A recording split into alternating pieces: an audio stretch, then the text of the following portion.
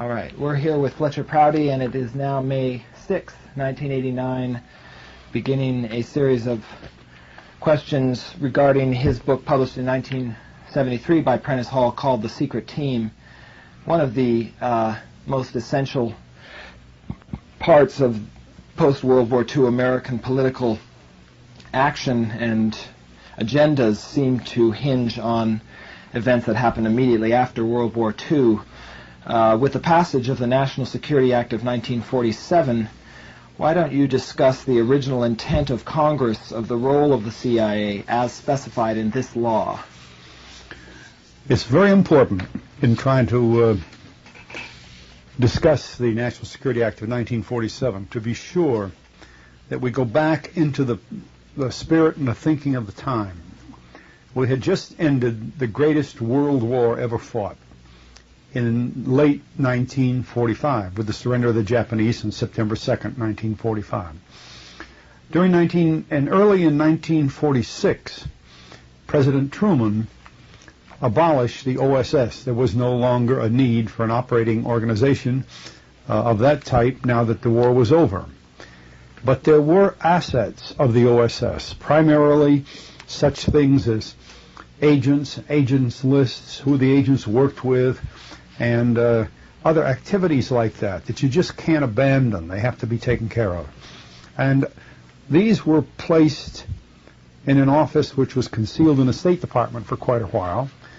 And also, President Truman, by presidential directive, created the National Intelligence Group and placed it under General Vandenberg, Army officer, but later the Chief of Staff of the Air Force, who had a considerable experience with intelligence matters.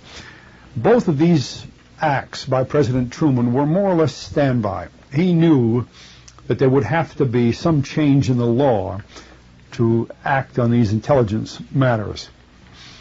At that time also, you'll remember that the Soviet Union had been our ally during the war, was not a stated enemy as it became very shortly after that. So that the National Security Act of 1947, written, the language of the law, written during 1946, was based pretty much on the reality of World War II and not upon the Cold War realities. Now, for those of us looking back, that's kind of hard to think about because we have so ingrained in us now the fact that the Soviet Union is the enemy, communism is the enemy, and that the Germans and the Japanese and the Italians, who were our enemy in World War II, are all now friends.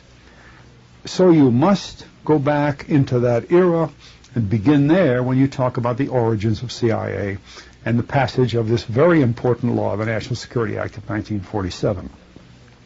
Because I was teaching a major course, a year-long course at Yale called The Evolution of Warfare, I was very interested, of necessity interested, in these activities of 1946 and 47 as part of my course. So I read everything I could get from the congressional hearings, from the newspapers, everything that was going in those years toward the creation of this law, this new law. What you could see was some rather practical things, and then you could see some indications of things that were going to come. First of all, the Army and Navy had to share their aviation interests with a new branch of the service, the Air Force. That was one of the things that the public recognized about this new law.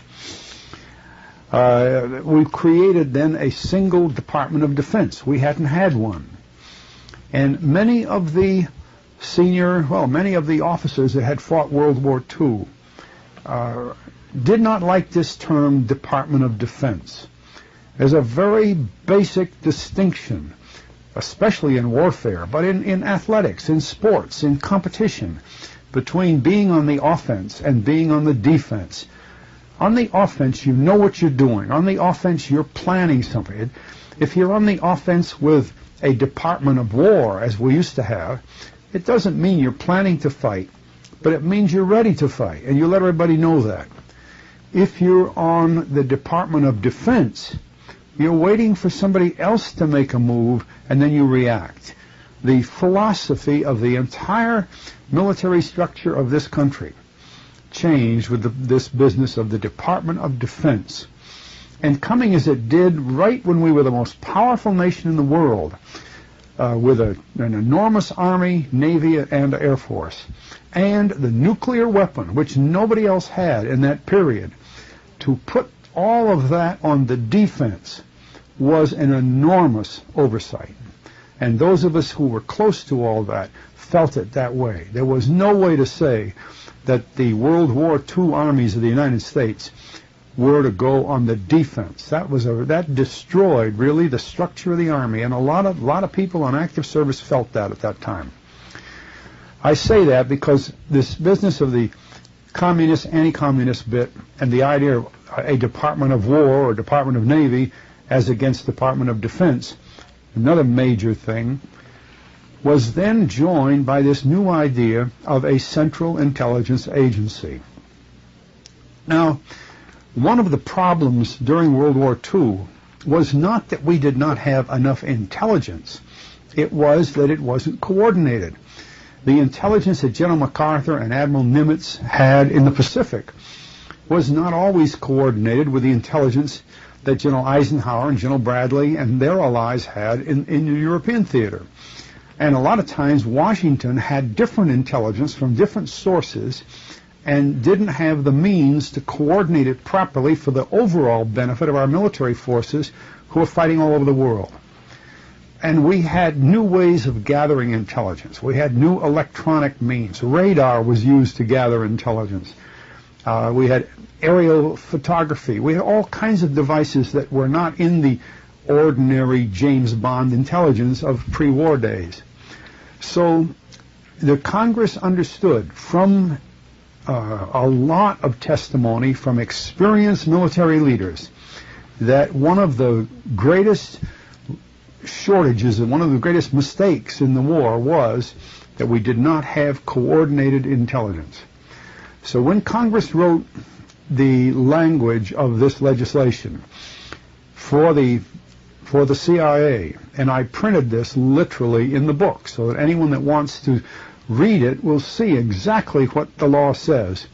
It said that the CIA is created to coordinate the intelligence of the rest of the government, and that was why it was created. With that as the primary duty of CIA, then the other little tasks and things that we're supposed to do come forward. Mm-hmm. And it's a better explanation. In fact, it is the only explanation when it is put that way.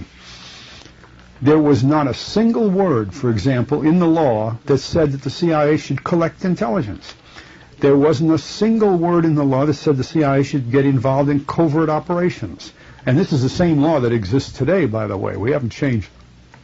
But gradually things change, whether they're written into the law or not. But we're talking about the law of 1947, how it was written and what it meant. So that the people that first became members of this new CIA knew that their job was the coordination of intelligence. I have no doubt. The enormous move toward Cold War, anti-communism, and all that, all the buzzwords that we've lived on for the last 30 or 40 years, did not exist there, at least not strongly. It was coming over the horizon. While the National Security Act of 1947 was being written, primarily by men like the great lawyer Clark Clifford, close friend of President Truman's, and an enormously influential man in this period. While that was being done, Churchill had made his speech in Missouri about the Iron Curtain and the Cold War and those things. The country was beginning to move in that direction. The era, the strange McCarthy era, had not come, but it was inevitable. It was on the way. What to do with the nuclear weapons was underway at the time. For instance, our military had never had a weapon as dynamic as the atom bomb. And what is important about an atom bomb, as it is with a barrel of oil, is it has no real value until it's been delivered. Well, the organization most able to deliver the atom bomb was the Air Force. And immediately, war planners saw that to use atom bombs, we would have to have an enormous fleet of very large aircraft. And one of the first things they did was began to build a bigger and better B-29, which was the largest plane we had during the war. And finally, even the B-36 and then the B-52 to carry the atom bomb. They needed an enormous plane to do that. It was a monster of a device in those days. Well, these things began to shape strategy. Then as they began to think about this, if atom bombs were going to be used as the primary weapon, how were you going to put a navy and an army into the battleground that atom bombs had devastated or could devastate, either way? Because the enemy didn't have it. See, the enemy then, it used to be interesting. If you went to a military school in the 40s, you could talk about an enemy. But we were a Department of Defense. We weren't supposed to be talking about a particular enemy. And gradually, enemy became synonymous with Russia. And if we had opposing forces in a combat situation, we'd have the blue forces and the red forces. And we always knew we were the blue ones and that the Soviet. Gradually, this thinking came about. So while we were predominant with the nuclear weapon, it almost was ridiculous to think of any country as equal opposite force to ours. And that furthermore underscored the enormous mistake made in calling this military the Department of Defense, because if ever we were strong on the offense, it was immediately after World War II. We weren't a defensive nation at that time, but we were made a defensive nation by the Department of Defense. I haven't heard many people discuss that in these so many words. I did in Yale when I was teaching. I used to talk about that a lot because I had hoped that was not really what was going to be the end of all this planning. Well, as the CIA started late in 47, it was primarily a rollover of World War II trained military people. The head of it was an admiral, Admiral Hillenkoetter. Mm-hmm. And I think out of the number that they had, over 5,000 were directly serving military people. They weren't reservists or anything. They were active duty people. And gradually, people from OSS and new recruitment began to fill up the agency. But that took years. That got into the Allen Dulles era in the Eisenhower administration. During the late 40s, the number of civilians that rolled into the agency gradually was a relatively small number. I say relatively small with respect to, say, today. And among them, though, were some very strong OSS residual members who were well-trained in the side of covert work that involves clandestine operations. And despite the fact that that was totally overlooked in the law, even so much as to suppress that kind of activity by not putting it in the law and not creating a budget basis for that kind of expenditure of funds, the people with that training came into the CIA. Certainly the military wasn't going to get into that business, nor was the State Department. So it was a question of where do you keep this? So the residual OSS capability fell into the lap of the CIA. But even then, that took years. That didn't happen until General Walter Beadle Smith came home from Russia, where he had been ambassador to Russia, and became the Director of Central Intelligence in, I believe, about 1950. October of 1950. And at that time, he brought Allen Dulles in as his Deputy Director of Plans, which means in charge of covert operations. Well, Dulles had been with the OSS. And then he announced to the President that if he was going to be in charge, if he was going to be the Director of Central Intelligence, he was going to have OPC under him and not scattered around with responsibilities in the State Department and the Defense Department. A lot has been said about OPC in the sense that how could such an organization have been created without law, and how was this ingenious little device of appointing its senior officer? The way it read was that he would be nominated by one secretary, either State or Defense, and having to be seconded by the other, and then would be approved, and as though he didn't have a single commander. Well, everybody knew that was temporary, and it had no real significance because the real things that OPC was doing was to preserve certain assets, certain highly classified assets of World War II. He was not initiating operations. Now, I don't mean to say that disregarding some of the very practical things that were being done. For instance, we had clandestine operations underway in Greece as a result of the Greek Civil War right after the World War II, and these spilled over into Bulgaria and nearby countries across the Greek border. We had other operations going on in China, but relatively speaking, they were small, and they were, again, residuals of World War II. They were not planned operations as against some communist nation or that kind of thing. They were there, but they existed, and this was there. And the chief of OPC at the time was Frank Wisner, who had been a very dominant OSS leader in Eastern Europe during World War II, and later who led this massive campaign against Indonesia in 1958. So Wisner was very active in the covert activities. But when General Smith became the DCI, he insisted upon bringing that group into the agency. Now, strictly speaking, that was not supported by law. It was sort of an expedient. One of the most important facets of this National Security Act of 1947 was the creation of the National Security Council. We had not had something like that in peacetime in other years, not under Roosevelt and not before, and I don't even recall anything like that in the World War I period. What was decided was that there are times when, for purposes of national security, there must be top-level decisions, and that the President needed assistance in making those decisions. So the National Security Council, by law, is the President, the Vice President, the Secretary of State, and the Secretary of Defense. No others. They can invite others, and others do attend the meetings, but there are no other statutory members. If we relate that to today's affairs, in all these questions about the Iran and Contra hearings and all those problems, there could not have been a decision about covert operations involving the Contras or Iran or exchange of hostages or any of that without a decision from the National Security Council. That's by law. There's no other way to do it other than an illegal way, and I don't think that's ever even been assumed, that there had to be decisions from the National Security Council.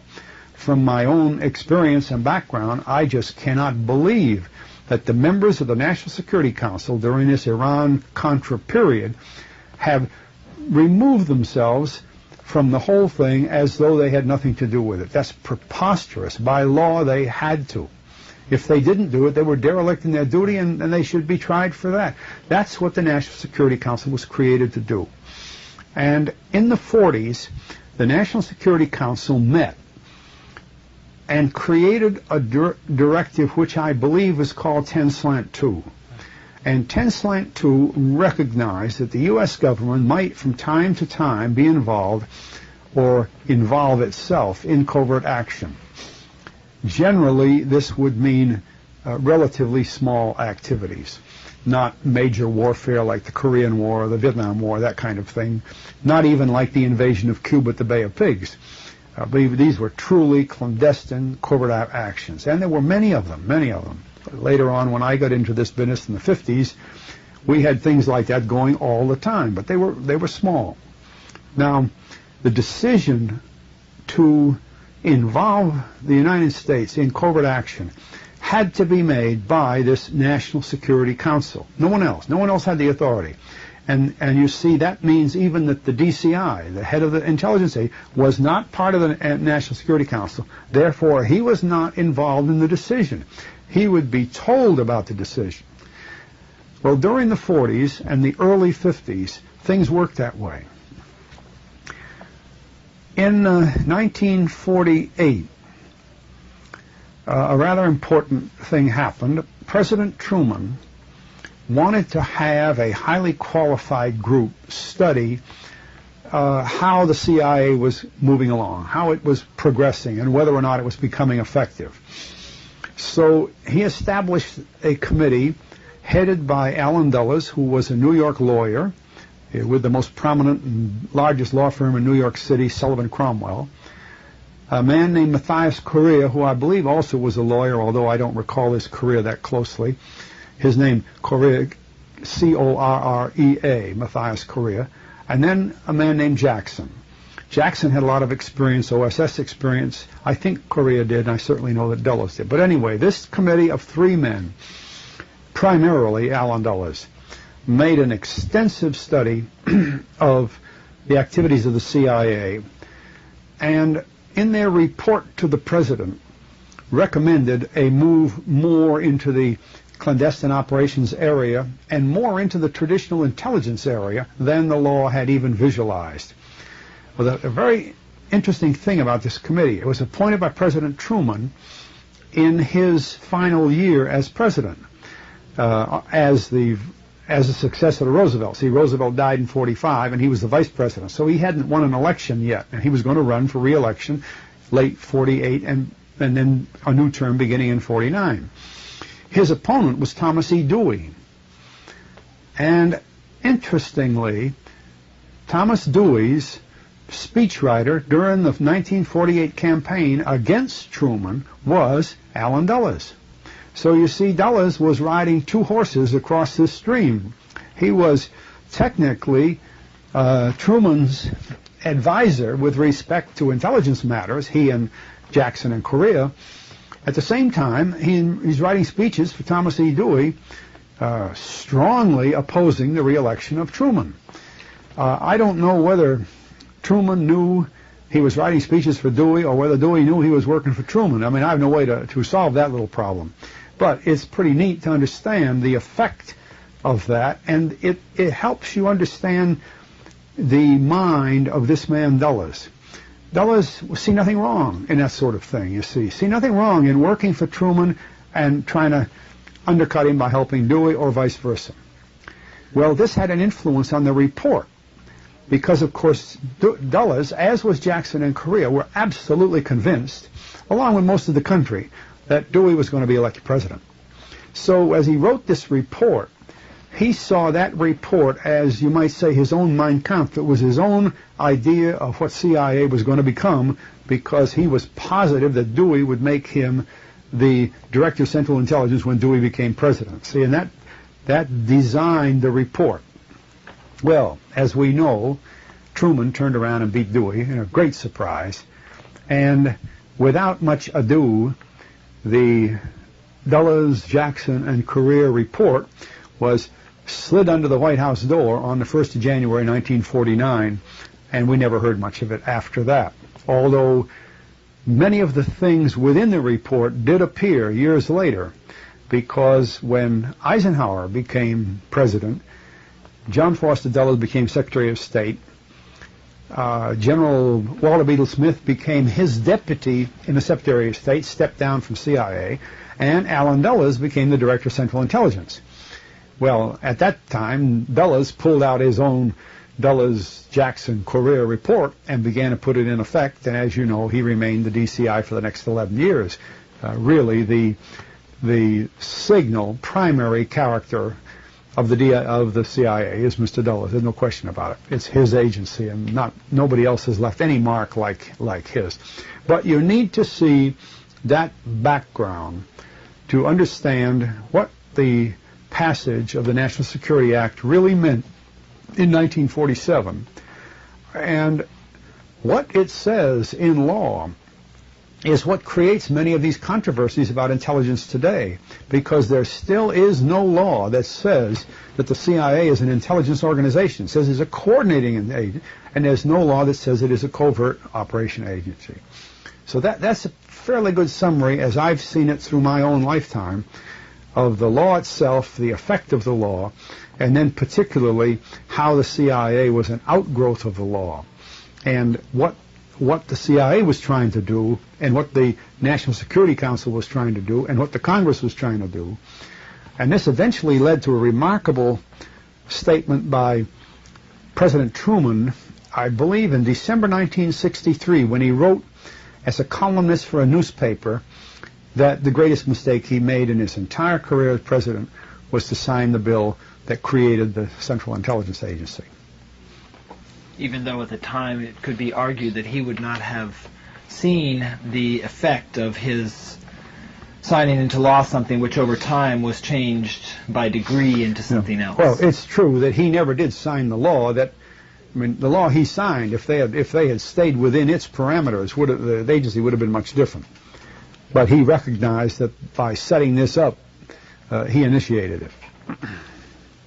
I guess this perhaps is already explained by what you've just said, but perhaps just to comment briefly on this, you wrote on page 138 of The Secret Team that Congress had been so certain that the agency would not become operational and policy-making that it was content to place it under the control of a committee. Congress knew that the agency would never be permitted to become involved in clandestine operations, and therefore that the NSC would never have to direct it in an operational sense. How, at the time, do you feel Congress felt so unequivocal about this? Well, you see, that's not a hard statement to understand in the time of the 1940s. It is today in the 80s or in the 70s or in the 60s. In the late 1940s, Congress and the congressmen who were, many of them, veterans of World War II, knew very well that the United States government was not going to have a covert operation, covert establishment running around the world, and they had not even created a new major intelligence organization. Congress, in other words, believed the words of the law that it had just written and passed. Furthermore, we weren't in the buzzword period or the Pavlovian period of anti-communism at that time. It was coming, but it didn't exist then. Yeah. And we were sitting on top of the atom bomb capability, which meant that we were the absolute power in the world.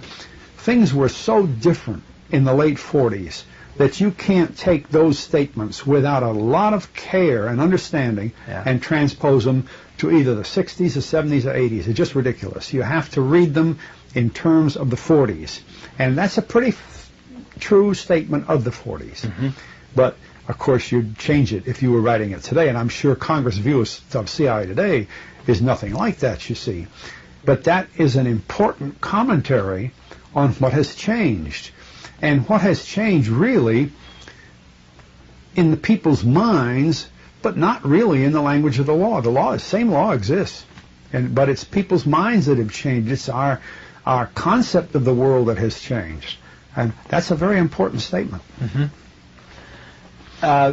You do describe in fairly multitude of examples Allen Dulles' ability to, in effect, subvert the watchdog role of the NSC, which was intended to prevent such things as the CIA carrying out clandestine operations, by such moves as engineering the creation of such subcommittees as the Special Group 5412/2 that effectively neutralized such oversight functions as were intended to be carried out under the authority of the Operations Coordinating Board. Now, you've just mentioned how the OCB originally was set up to, in effect, have some supposed authority given to it by the Secretaries of Defense and State, and then how Walter Beadle Smith in late 1950, in a sense, regained that person's position as claiming it for himself, that person was directly under him.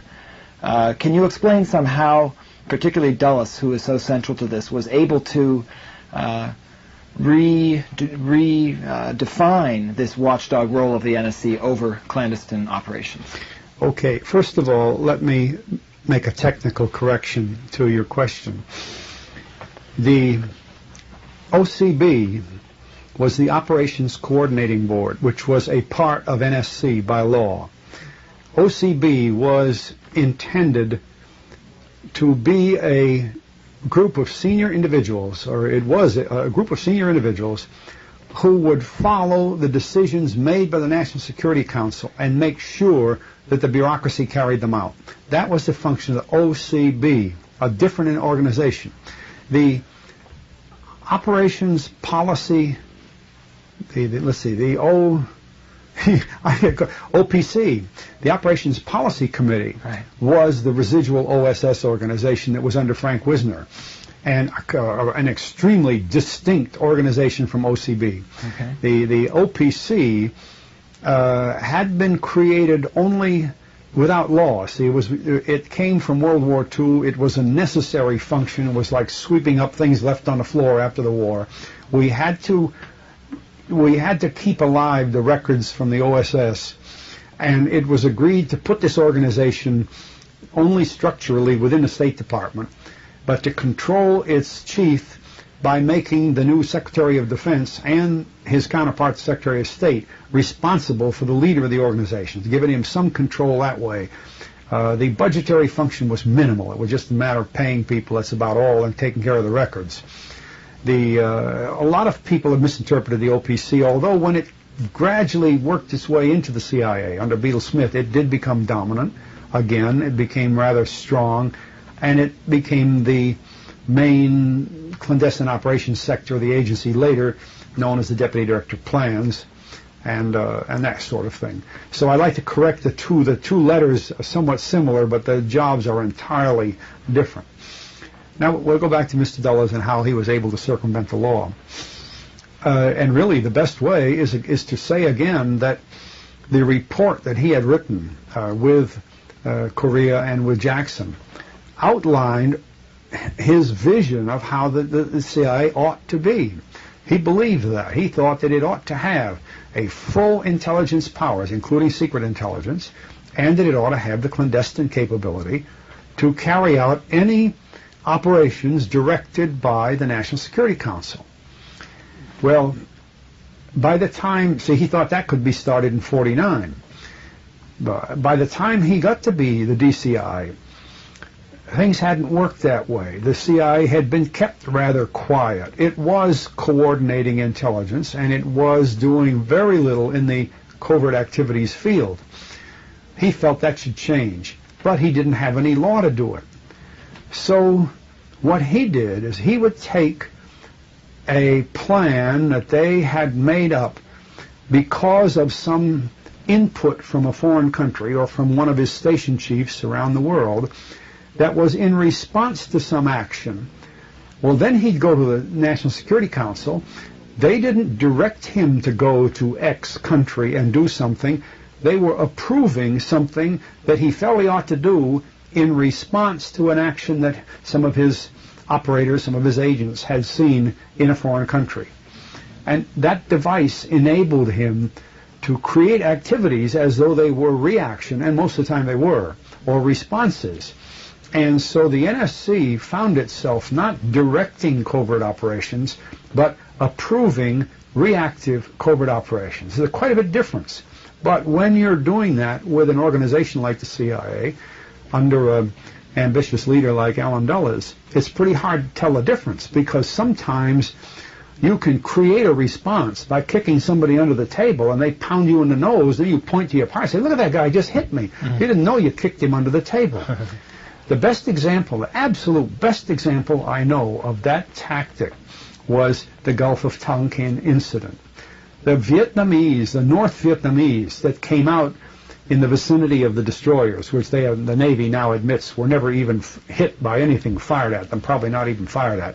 But why those North Vietnamese Comar ships, very high-speed ships, came out there was because they had been hit clandestinely. So that the first act was by our own forces, aided with South Vietnamese. Then when the North Vietnamese came out, they had been provoked. They did not initiate the attack. But in the discussion of that, both by President Johnson and in Congress, when they were discussing the Gulf of Tonkin resolution, they were only told that the attack had been made by the North Vietnamese upon our Navy without provocation. So you can control covert activities by using that same device to kick under the table, and then you can say, hey, now look what happened in the Congo, or look what happened in Indonesia, or look what happened in Tibet. We've got to do something about it. This was the technique that Dulles was the master of working at, and he tried to have the agency ready to be responsive anywhere in the world. And of course he had to do it that way because there were no plans. They didn't sit here and say, well, here's what we see happening in such and such a country, and here's what we think ought to be done, and here's how the United States should get in there with a covert operation to perform this or that. There was none of that. There was no planning shop. In fact, I've always thought, and I worked very closely with them, that one of the strangest devices they used was to call their covert operations the deputy director plans, because there were no plans. I worked with them intimately for 9 years. I never saw a single plan come out of the deputy director plans. And of course they would simply smile and say, well, that's just our euphemism for covert operations. But it was they could have used some other word than plan, because that was. But this is how Dulles worked, you see, and he was very effective. And he had a lot of experience with OSS. And the other side of it is that his brother was the Secretary of State and the dominant vote in the National Security Council. I don't think this would have been the same if he had been an individual with, say, some either neutral or objective Secretary of State. It made quite a bit of difference under the Eisenhower era to have the two Dulles working together in the development of covert operations. Mm-hmm. And therefore then this key revising of the word as specified in the law that the NSC would direct the CIA, and now that the agency was in effect to turn this into the NSC approving measures brought to it by the CIA. Precisely. See,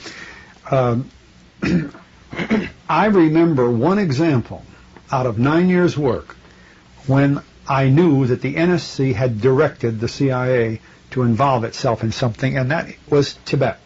When the Chinese communists started overrunning Tibet, it was the NSC that put the CIA into that operation.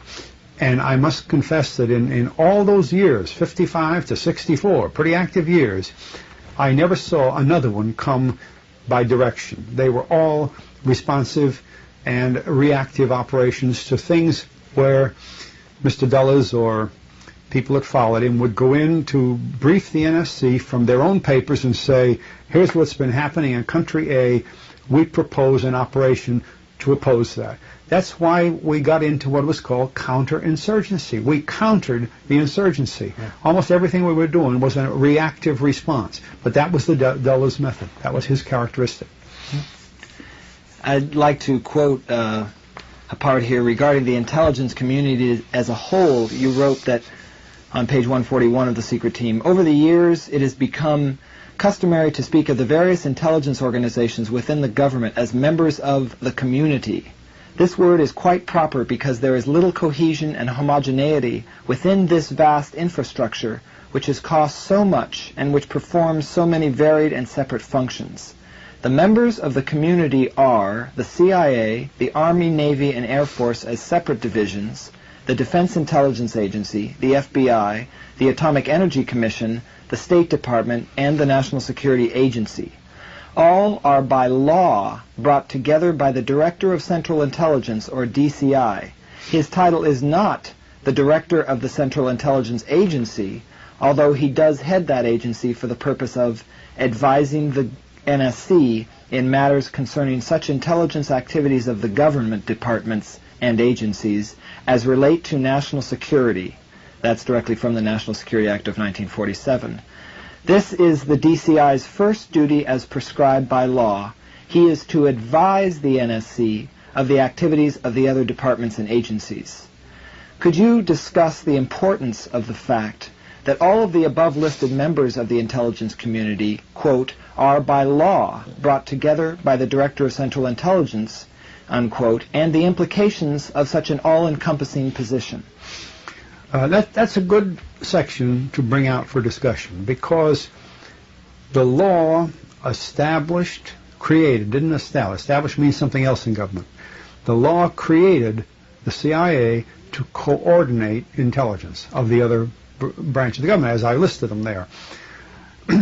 And the law specifically deals with the function of the Director of Central Intelligence. He is different from his organization. He is the Director of Intelligence over the other intelligence organizations within the scope of the law that establish him. He's not their boss in the sense that the Navy intelligence operates for the CNO, for the Chief of Navy, But as far as intelligence matters are concerned, and as far as coordinating intelligence matters, he's the director for the coordinating purposes. It's quite a clear distinction, but you can see it does get waffled around. And certain of the intelligence assets of various departments, we'll say the Navy, are very independent. Navy's intelligence organization goes way back to Revolutionary War days. They are an excellent professional organization, and they're worldwide, and they're very powerful and very able. They were not subverting themselves to any new boss. They knew their job, and they made that clear when the law was being written. In fact, they protested the law more than anybody else. The Army has its own black intelligence, very deep intelligence, in many ways deeper than the CIA has ever learned how to do. They were not going to fold that into the CIA either. The Air Force was brand new, excuse me, had no intelligence other than experience as part of the Army. However, the Air Force had the aircraft, the U-2, the SR-71, the bombers and the camera plane, all the reconnaissance planes. They had the methods of intelligence that they could use that the DCI needed for coordinating also. So the Air Force, although it was new, in some ways was probably more important than the other branches.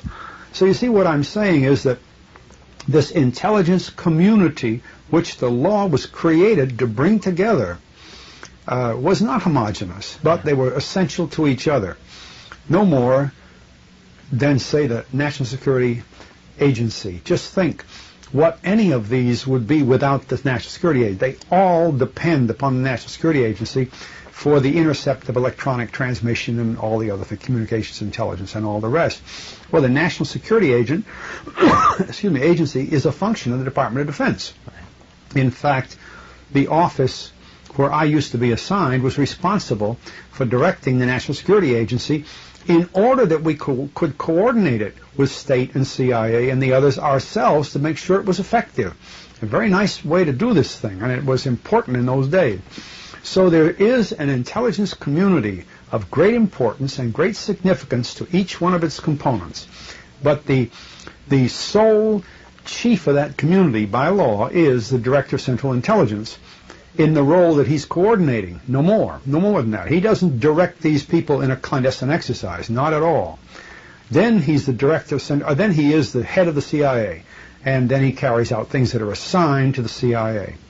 So, I'm sorry, it's quite clear how that works, although I'm afraid historically there are many, many abuses and a lot of times oversights in that, primarily because many of these agencies and departments have very parochial interests of their own, and it's pretty hard for anybody to coordinate them. In the law for powers and duties under National Security Act, Section 3, it says to correlate and evaluate intelligence relating to the national security. What about just going through very briefly, examining or discussing the stated or explicit role of each of these members, as well as any important unstated roles that they carry out today? Let's start out with the CIA, at least in terms of the way it should work, which may vary a lot from the way it does. You know, that's an excellent way to put the question, because it's impossible to answer that. You see, as we've been talking about, the law was written in 46 and 47 at an era that we cannot duplicate today at all. So I would just say right off that it would be futile to try to enforce the law literally on either the Defense Department or the CIA. There's no way you could, or the State Department. However, you have to abide by the law. See? So you, at that point, you begin to let, you might say, the law of customs step in. What have we been doing? What have we accepted? So today, I don't think you could ever press back into the bottle what was decided in 46 and 47 and say that's what the CIA is going to do. There's just no way you could do that. And I don't know how to prescribe for the CIA what it ought to be doing today by thinking about the law. But there's one part of the law that can take care of this, and this was one of the really beautiful things about that law, and that is that no matter what the CIA wants to do or tries to do or is funded to do, a very important statement of that, funded to do, because Congress permits the CIA to do an awful lot by pouring money into the CIA. If you got money, you're going to spend it. You know, Parkinson's law. If you build an office and you put a man in the office, he's going to go to work whether you tell him or not. So you fund CIA and you're going to get things done. Well, in the present time, under that situation, this emphasizes the great significance of the National Security Council. Okay.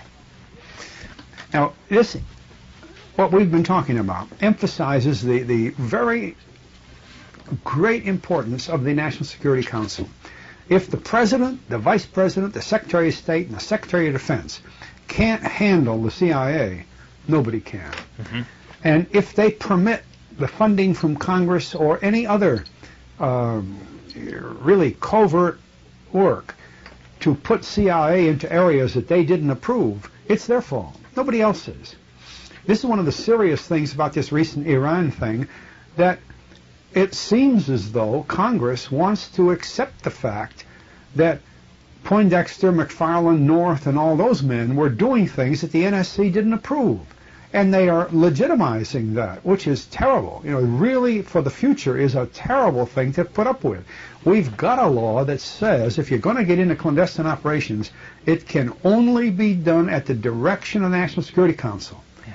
And here we have the men who were members of the National Security Council, Reagan, Bush, Weinberger, and Schultz, all walking off and saying we had nothing to do with it. Now that, for the next era, is an enormous problem.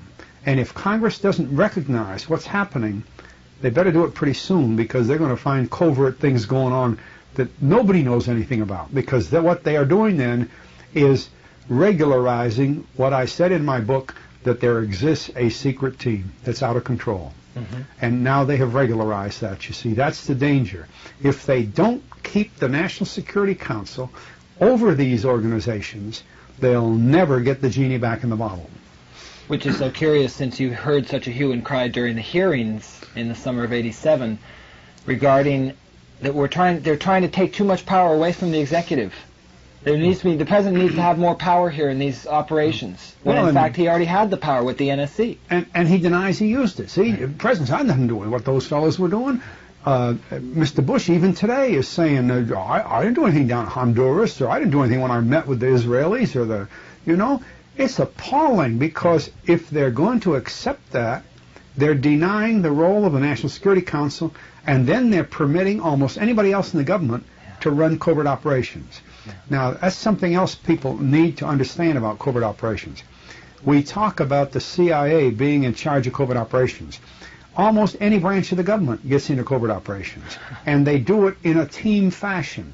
That's why I called it the secret team, because I saw just as many people working in covert operations in Customs Service, in the Treasury Service, even in FAA sometimes, as I did when we saw CIA people and defense people working. It just depends on what type of operation you're in or who wants it done. Mm-hmm. It's not the CIA all the time, although they all get together and say it was the CIA. The CIA might have just had a representative in there. Or the CIA would provide its special communications and its other facilities that they have. As we heard in the case of Ollie North and the others, they had these special communications devices and all that. But other people were doing the jobs, you see. So we have to learn a lot more about how these things are done. But if we deny the role of the National Security Council, we're going to be in very, very deep trouble. There'll be no one in charge at all. Mm-hmm. Mm-hmm. A very central point, it seems, in the Secret Team book was your qualifying people who were working either within the military or then in a position, say, inside the Central Intelligence Agency.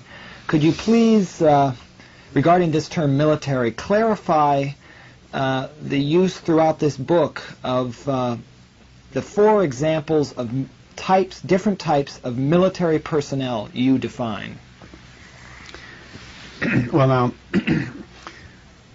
in ordinary agency business, there's a need for close relationship between the agency and the military departments.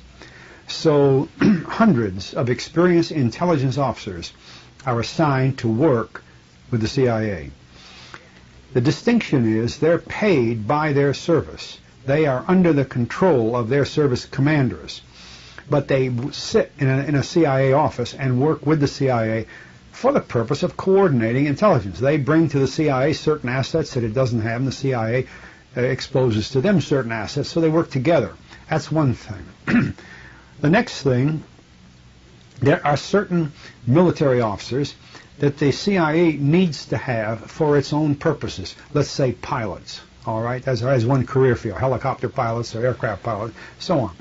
So the CIA will pay the Department of Defense for, say, 100 pilots who will be assigned to CIA. The CIA reimburses the Department of Defense for those men, and strictly speaking, they work as employees of the CIA. The Defense Department, if it wishes, could hire 100 more pilots within its limits, you see, because it has this money from the CIA. Now, in every case of that, by the way, the man who is assigned is a volunteer. He doesn't have to go. He's not being assigned by the military. He's accepting an offer from the CIA. What we do is we keep dual records because we don't want to penalize either his military service or his retirement benefits and all that. He's still a government employee. This is a very technical area we start getting into there, but that's a second use. You see, they take these people over there as they do people from agriculture or as they do from FAA. They need certain other assets, which they pay for.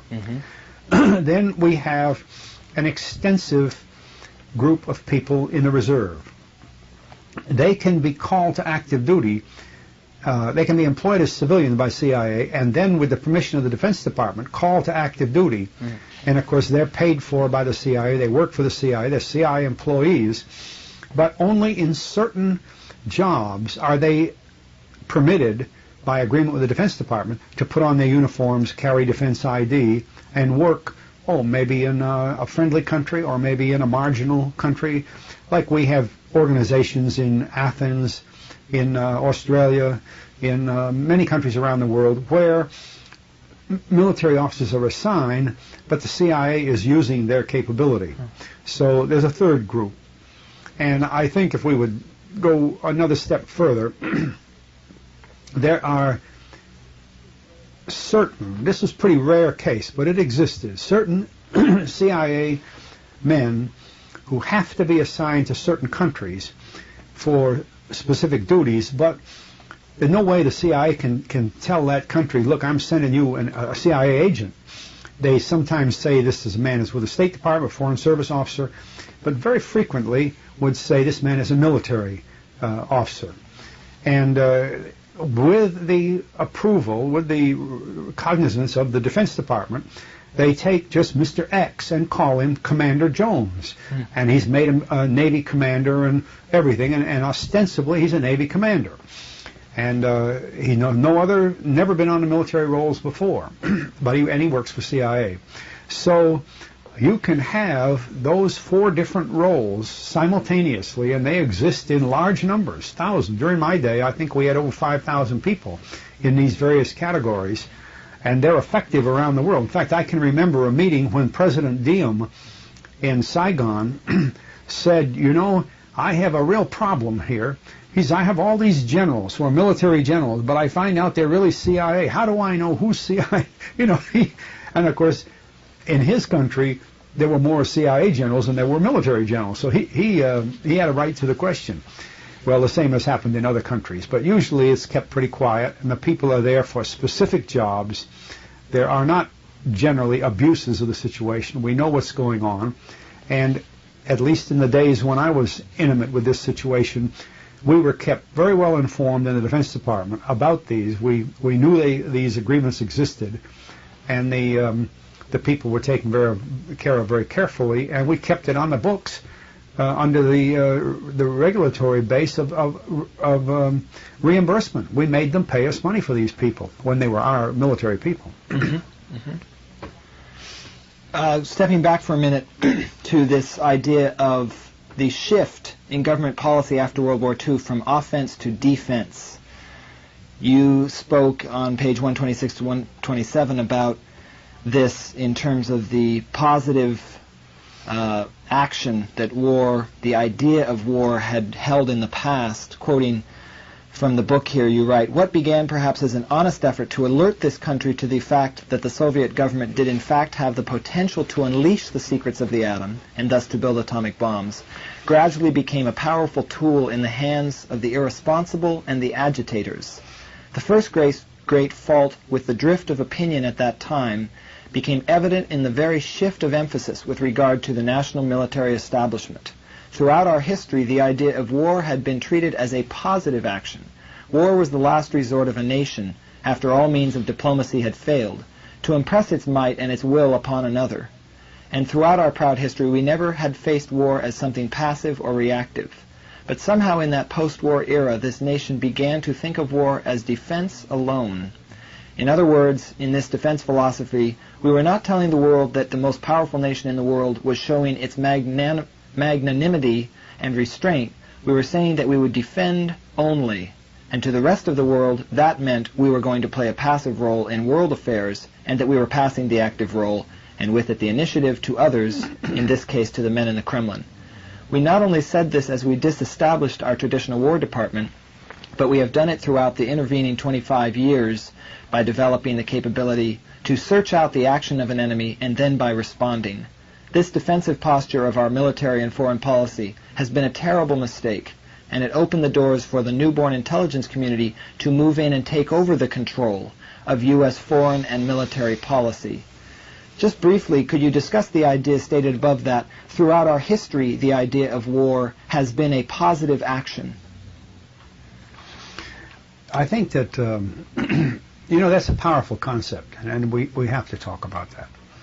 To have the greatest and most powerful nation on earth, and in the 40s when we dominated power because we were the only ones with the atom bomb and the only ones with the means to deliver the atom bomb effectively all over the world, we all of a sudden went into this guise of defense when we talked about our military. A clear example of it, during the Vietnam War, General Westmoreland's goals were search and destroy. Right. Search, you're looking for something, and if you find it, you destroy it. It isn't destroy, it isn't attack. He wasn't on the offense. He was looking for something to shoot at, to destroy as a defensive mechanism. It affected even what I would call small wars that way. We were on the defense. He had no objective in Vietnam. He had no place to go in Vietnam and win the war. I've said in earlier elements of this discussion with you that the first officer I reported to the first day of my military duty, sometime in July 1941, happened to be a captain named Creighton W. Abrams, who became Chief of Staff of the Army and head of our forces in Vietnam after Westmoreland. I know from friends of mine, I've known General Abrams all my life. He's from my hometown.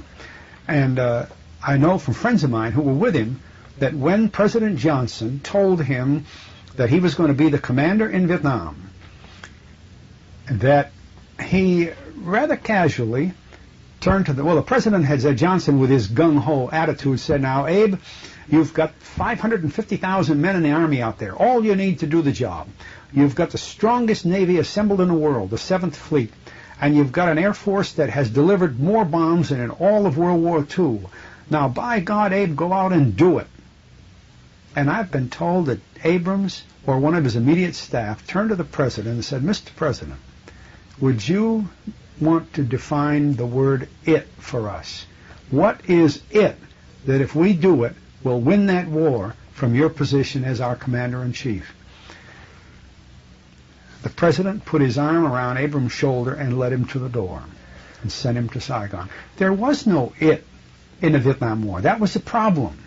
When General Krulak, the very able Marine commander, became Chief of all Marines in the Pacific, he devised a war plan that would move the forces forward strongly fortified with native forces, people that were imbued with the idea of fighting for their country, to march on Hanoi and take over that and end the war. He could not get approval for that plan from the president and from Abel Harriman, who at that time was serving as the assistant Secretary of State for Far East Affairs. In other words, all the military agreed. The Chairman of Joint Chiefs of Staff, Mr. McNamara, the Commandant of the Marine Corps, CPAC, Admiral Sharp, all the military agreed with his plan. They knew it was the way to do it. But Abel Harriman, a civilian, and President Johnson, a civilian, imbued with the idea of we're on the defense, couldn't see that, and they denied General Krulak the permission or the direction to go and do it, just what President Johnson wanted them to do.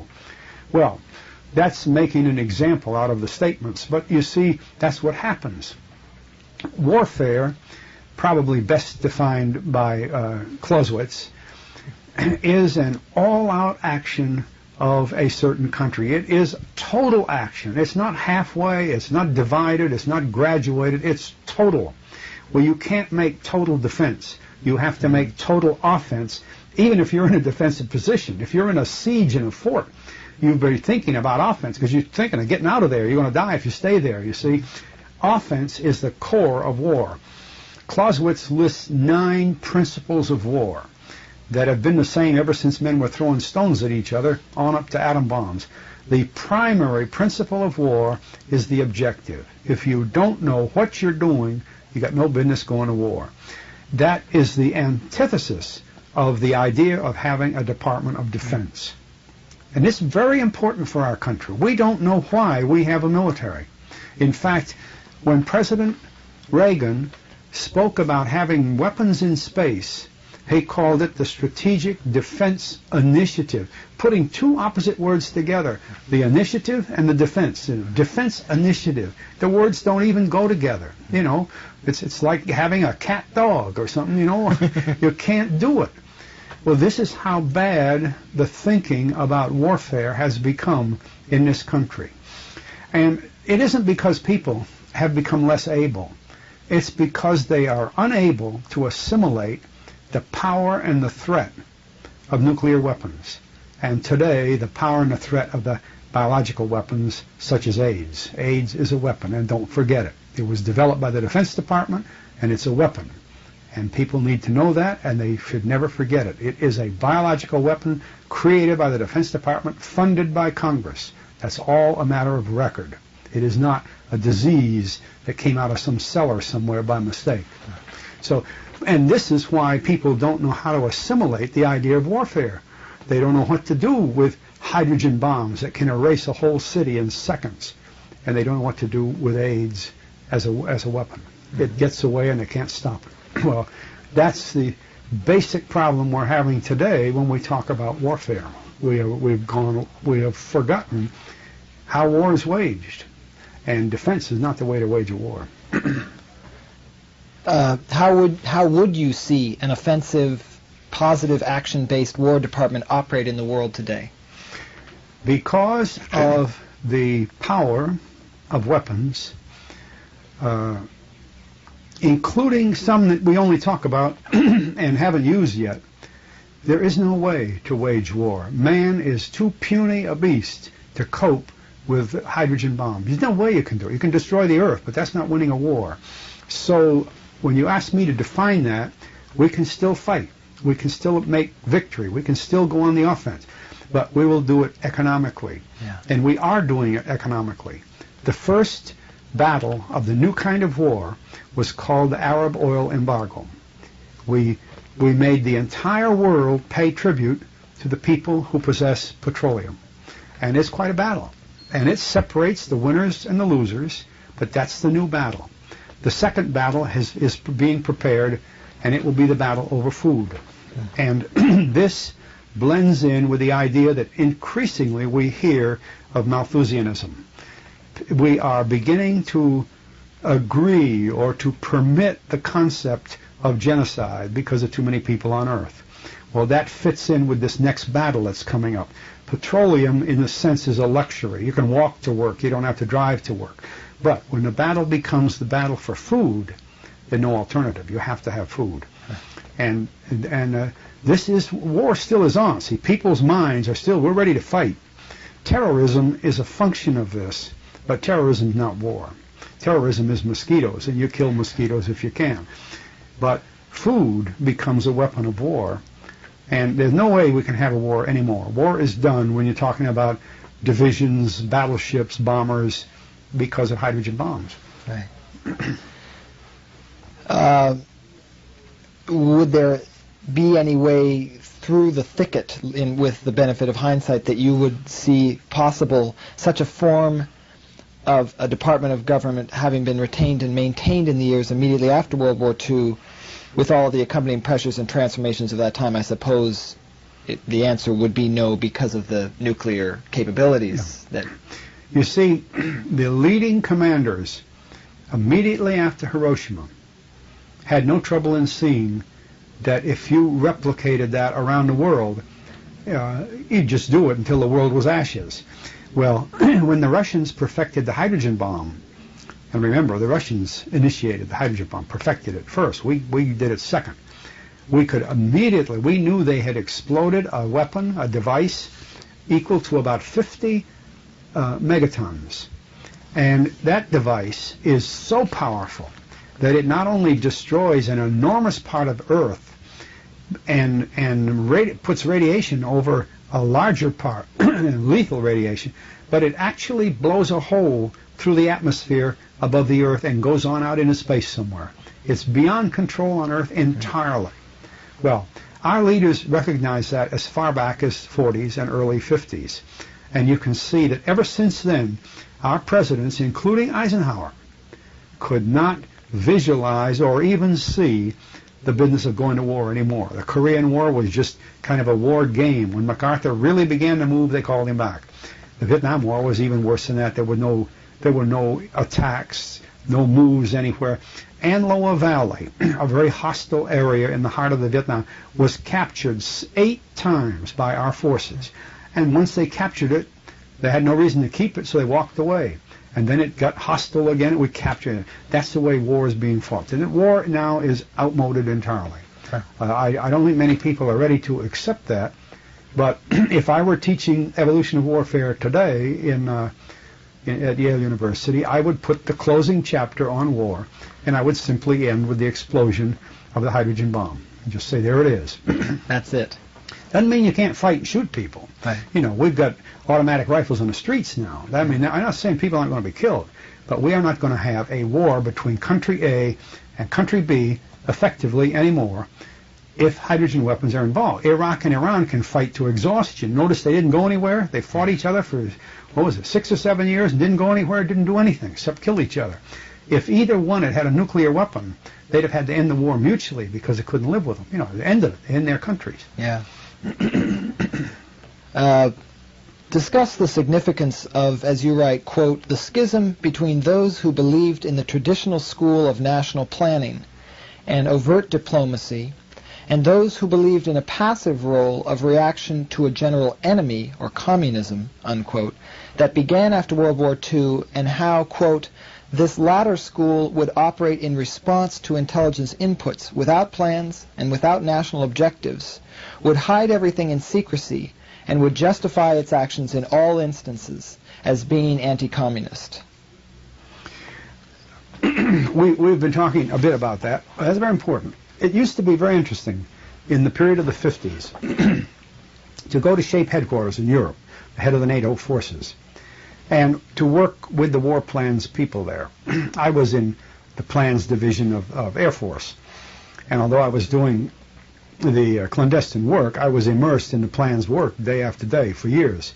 And I would go to the war plan sections in NATO, and you could see that there was no war plan that called for a war like World War II. What I mean by that is an all-out war where you take a general like General Patton and say destroy the German forces, bring the country to its knees, which he could do. In a modern war plan, if you wanted to destroy, we'll say, East Germany, you'd put you'd just push a few buttons and some rockets would fly over there and the nuclear weapons would fall, and you say, what's next? You know, that's the facts. So it was interesting to see in this transition period of the 50s when some people began to realize that's where the position we were in, and warplane had no place to go. And then over here, the people who were the officers that I described earlier working for the CIA, who were saying, yes, but we need to fight communism, and we can go in there and stop this insurgency, so we'll run a counterinsurgency program. And you know, it was the CIA that took the special forces who were designed to do post-strike work in a nuclear war and gradually moved special forces over into the civic action counterinsurgency side of the business.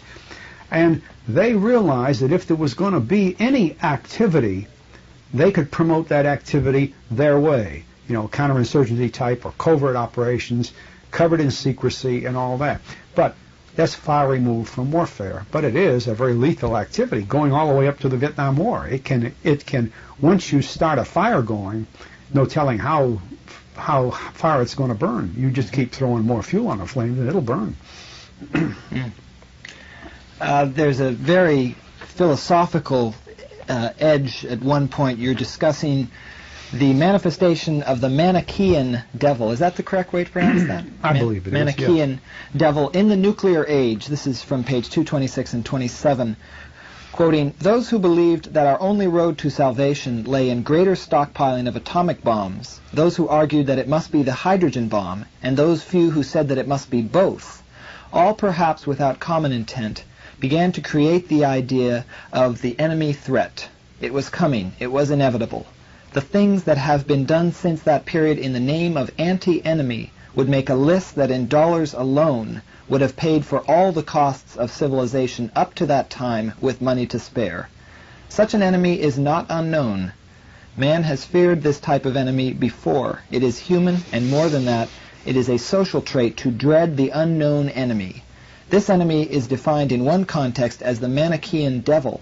Norbert Wiener says, quote, "The Manichaean devil is an opponent, like any other opponent, who is determined on victory and will use any trick of craftiness or dissimulation to obtain this victory. In particular, he will keep his policy of confusion secret, and if we show any signs of beginning to discover his policy, he will change it in order to keep us in the dark," unquote.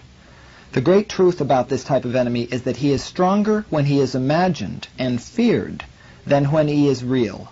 One of man's greatest sources of fear is lack of information. To live effectively, one must have adequate information. It was in this great conflict that the National Security Act of 1947 was brewed, and man's demand for information pervaded and surmounted almost every other move he made. Thus a great machine was created. All of the resources of this country were poured into a single Department of Defense, defense against the great Manichaean devil which was looming up over the steppes of Russia, with the formula of the atomic bomb in the one hand and the policy of world communism in the other. Our statesmen foresaw the Russian detonation of the atomic bomb in 1949 and the concurrent acceleration towards the hydrogen bomb as soon as thereafter as possible. So they created the Atomic Energy Commission in January of 1947 and then the Defense Department in September of 1947 and gave both of them the eyes and ears of the CIA to provide the essential information that at that time was really the paramount and highest priority. The AEC was ordered to achieve both goals, the second-to-none atomic bomb stockpile and the hydrogen bomb, and the DoD was ordered to create the global force that would defend this country against the giant of the Soviet Union and all other nuclear powers. Discuss the significance of, quote, the transfer in January 1947 of the great nuclear weapon technology to the Atomic Energy Commission. Well, we'll start with that final question because it's an important one. The atom bomb, as you know, was developed under the Manhattan Project, which was part of the Army during the war. It was obvious that at the end of the war, there would have to be a continuing development with atomic weapons, fission weapons, that there would also probably be peacetime use of these weapons, that the ability to manufacture these rare materials, plutonium and the like, for the weapons was an enormous facility and would have to be run by someone. And yet, it was inadvisable to keep that in the Army. It was felt this should be under national control, more or less like for coordination, almost like the CIA to coordinate all this. So they moved this business of the nuclear weapons into the Atomic Committee, AEC. Energy Commission. Yeah, and they continued the development of the fission weapon, which is, at the time they were dropped at Hiroshima and Nagasaki, there were two different types and more or less competing with each other for perfection. So there was a lot of research still to do, and finally they got the atom bomb from a monster that you could put one in a B-29 down to where you could carry it around the back of a Volkswagen. You know, they improved it and enlarged it also. And in due time created the hydrogen bomb, which now it can be any size you want. You can make a hydrogen bomb that's about as big as you want. So this was put under the Atomic Energy Commission, as well as the development of nuclear power and to a degree space materials and so on. That was a practical matter. The other side of this thing, the Manichaean devil, is just another way of talking about the Cold War. Yeah. You can't get Congress to appropriate money for an enormous war organization unless you can show a reason for it. And so we had to create the reason. We had to create this devil, and we created communism.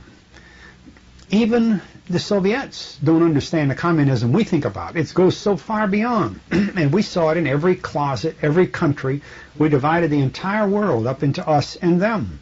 So then we began to create a military establishment that could counter, we thought, every move made by anybody. Every time India went a little bit pro-communist, India became our enemy. Every time India went a little bit toward us, then they became our friends. Well, everybody was in that area. They were there were no neutrals. It was all us and them.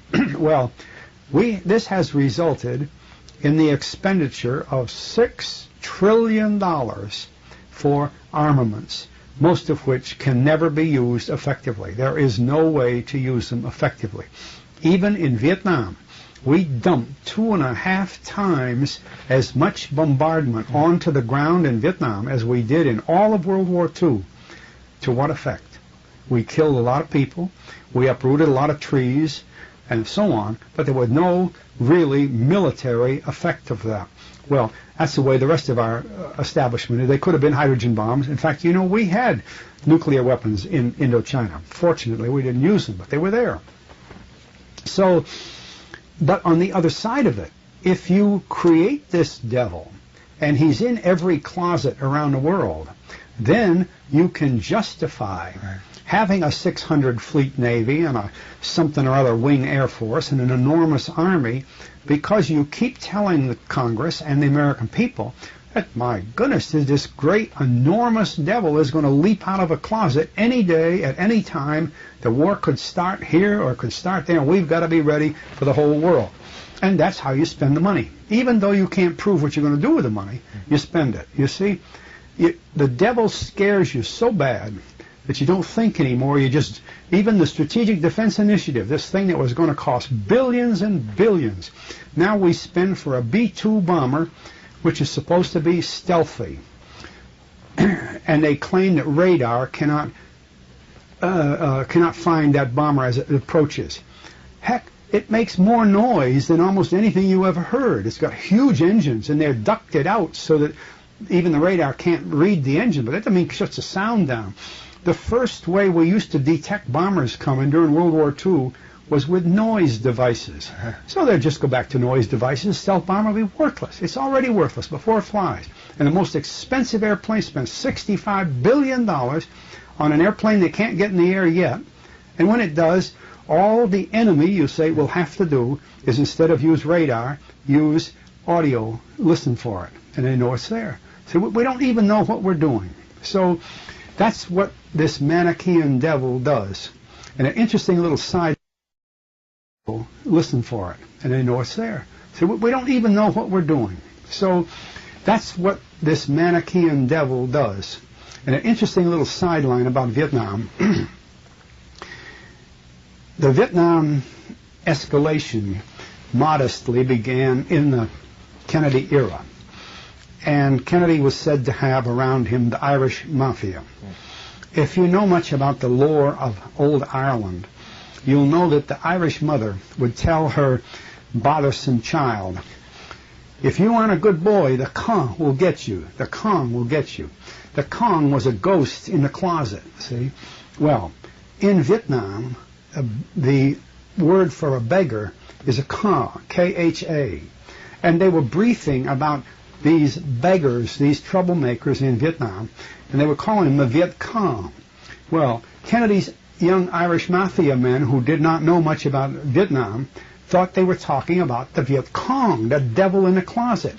And the word Viet Cong was created by mistake, by hearing the word Ka as a Vietnamese word, and Kong as the Irish ghost, and it just happened that in that era, we all of a sudden got Viet Cong out of the misapplication of the word right in an office in the Pentagon of Washington, and not out in the field in Vietnam. Ever after that, it was the Viet Cong. Well, that's how we create our Manichaean devils. That's how we create our opposition. That's how we spend $6 trillion. You write further on concerning the realization of the Dulles-Jackson Correa's report's method of placing CIA agents throughout the government, quote, many of these people who have reached positions of great responsibility, I believe that the most powerful and certainly the most useful agent the CIA has ever had operates in just such a capacity within another branch of the government, and he has been there for so long that few have any idea that he is a long-term career agent of the CIA. Through his most excellent and skillful services, more CIA operations have been enabled to take place than can be laid at the feet of the agency, at the feet of any other, more legitimate agent. This was the plan and the wisdom of the Dulles idea from the beginning. On the basis of security, he would place people in all areas of the government, and then he would move them up and deeper into their cover jobs, until they began to take a very active part in the role of their own organizations. This is how the ST was born, the secret team. Today, the role of the CIA is performed by an ad hoc organization that is much greater in size, strength, and resources than the CIA has ever been visualized to be. So the first question I have here would be, how, quote, on the basis of security, unquote, would Allen Dulles, quote, place people in all other areas of the government? Well, one of the first things that I realized was that it was Mr. Dulles' desire to have the office that General White asked me to create in the Air Force headquarters in order to create a focal point system. And as Mr. Dulles told me later, he said, I don't want various people from my agency going into the Pentagon and dealing with different people there, and therefore uncovering the activities of the CIA to a large number of people, because obviously such a ring would then proliferate to others, and if they wanted submarines, they'd have to bring in some Navy people, and if they wanted helicopters, they'd have to talk to some Army people.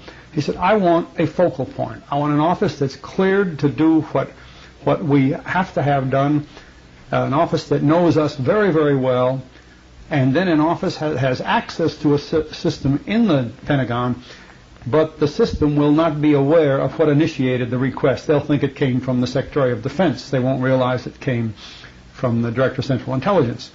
So you see, the Dulles philosophy was to control the focal point area.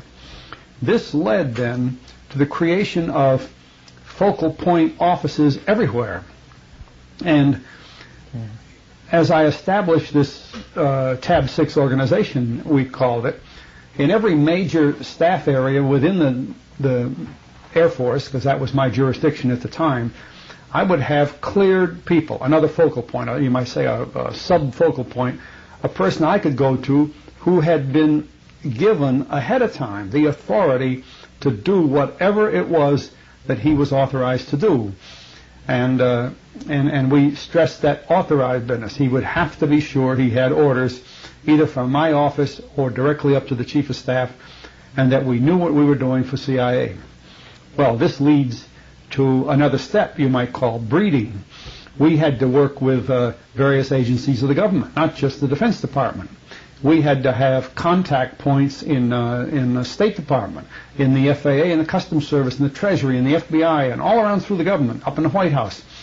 And gradually we wove a network of people who understood the symbols and the code names and the things we were doing and how we handled money, which was the most important thing. And then we began to assign people there who those agencies thought were from the Defense Department, but they actually were people that we put there from the CIA.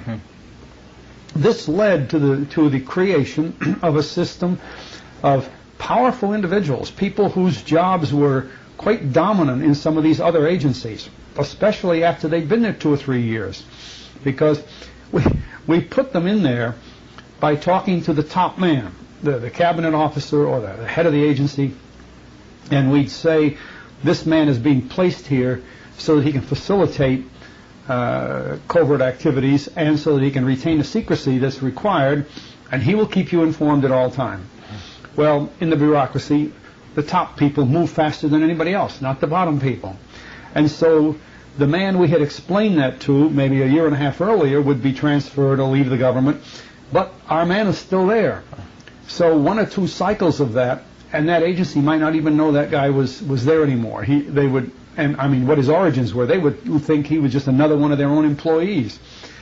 And as a result, he became extremely effective, because if we wanted something done, I remember a rather very sensitive operation that I needed some information on, and I needed it from the FBI. I didn't go to the FBI. I went to this guy that we had planted, and he got it twice as fast and in a much better form than I would have gotten from the FBI. Even though I was at that time working from the Office of Secretary of Defense, we had no trouble working with the FBI. It was just to facilitate it. Yeah. These people became very, very adept. By the same token, people that were employees of CIA agents were assigned, even in the Office of the Secretary of Defense. We had certain people there who were CIA employees. Ed Lansdale worked for CIA all his adult career. A person named Frank Hand worked there. Now, the people in the Pentagon thought they were ordinary military employees. They didn't realize. Well, just to give you an example, Colonel Lansdale was a full colonel in the Air Force. That was his cover story. And he had been a full colonel for a few years. And the Air Force was promoting some men to general. Question came up, would Lansdale be eligible?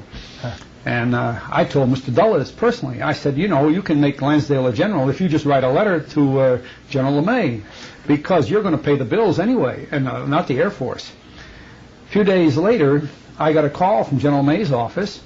He called me in, and he had the list of men that the Air Force was promoting to general. And as I recall, it was only 13 or 14 officers, and LeMay, being General LeMay, knew every one of them except one. I don't know who the hell he is. I'm not going to promote him to a general. And I said, well, don't you have a file on him? He said, yes. He opened it up, and the top letter was from Allen Dulles. I said, he's a very important man for Allen Dulles. It's okay, I'll promote him. Just like that. Well, that's a good way to get a promotion, you see. But that created a very important job within the structure of the Office of Secretary of Defense. Frank Hand had been there for years in the same way. Frank was a civilian I always wrote that he was the most important agent that the agency had, because he was operating daily and effectively as a member of the Office of Secretary of Defense. And you can think of the things that a person in that capacity can do when his home base really is CIA. Well, although people didn't believe this when they first heard it, there are assignments like that in the White House. There are assignments like that in the State Department. It's hard to tell the difference, you might say, between Bill Bundy, who was a longtime CIA employee, and McGeorge Bundy, who was in the White House with Kennedy. The two brothers certainly going to act side by side. They have the same goals and the same intentions. Well, there were many things that duplicated like that. So that it wasn't long before, and I'd say by the end of the 50s, early 60s, before we had spread through the government what I called a secret team, a group of people who really knew how to operate the CIA business.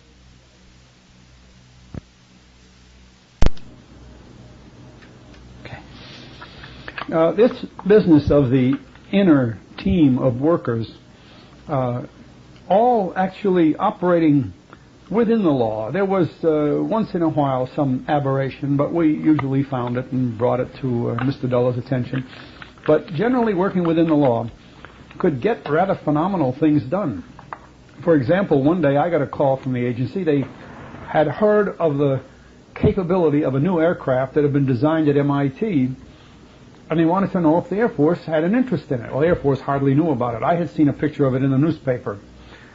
And I said, well, let me find out what we can do about that. I called the company, a small company, but it had very preeminent people, Dr. Coppin from MIT and Dr. Bollinger from Harvard Business School, and a lot of very good aircraft designers and builders in the company. So the company was solidly on the ground, but it was a very small company.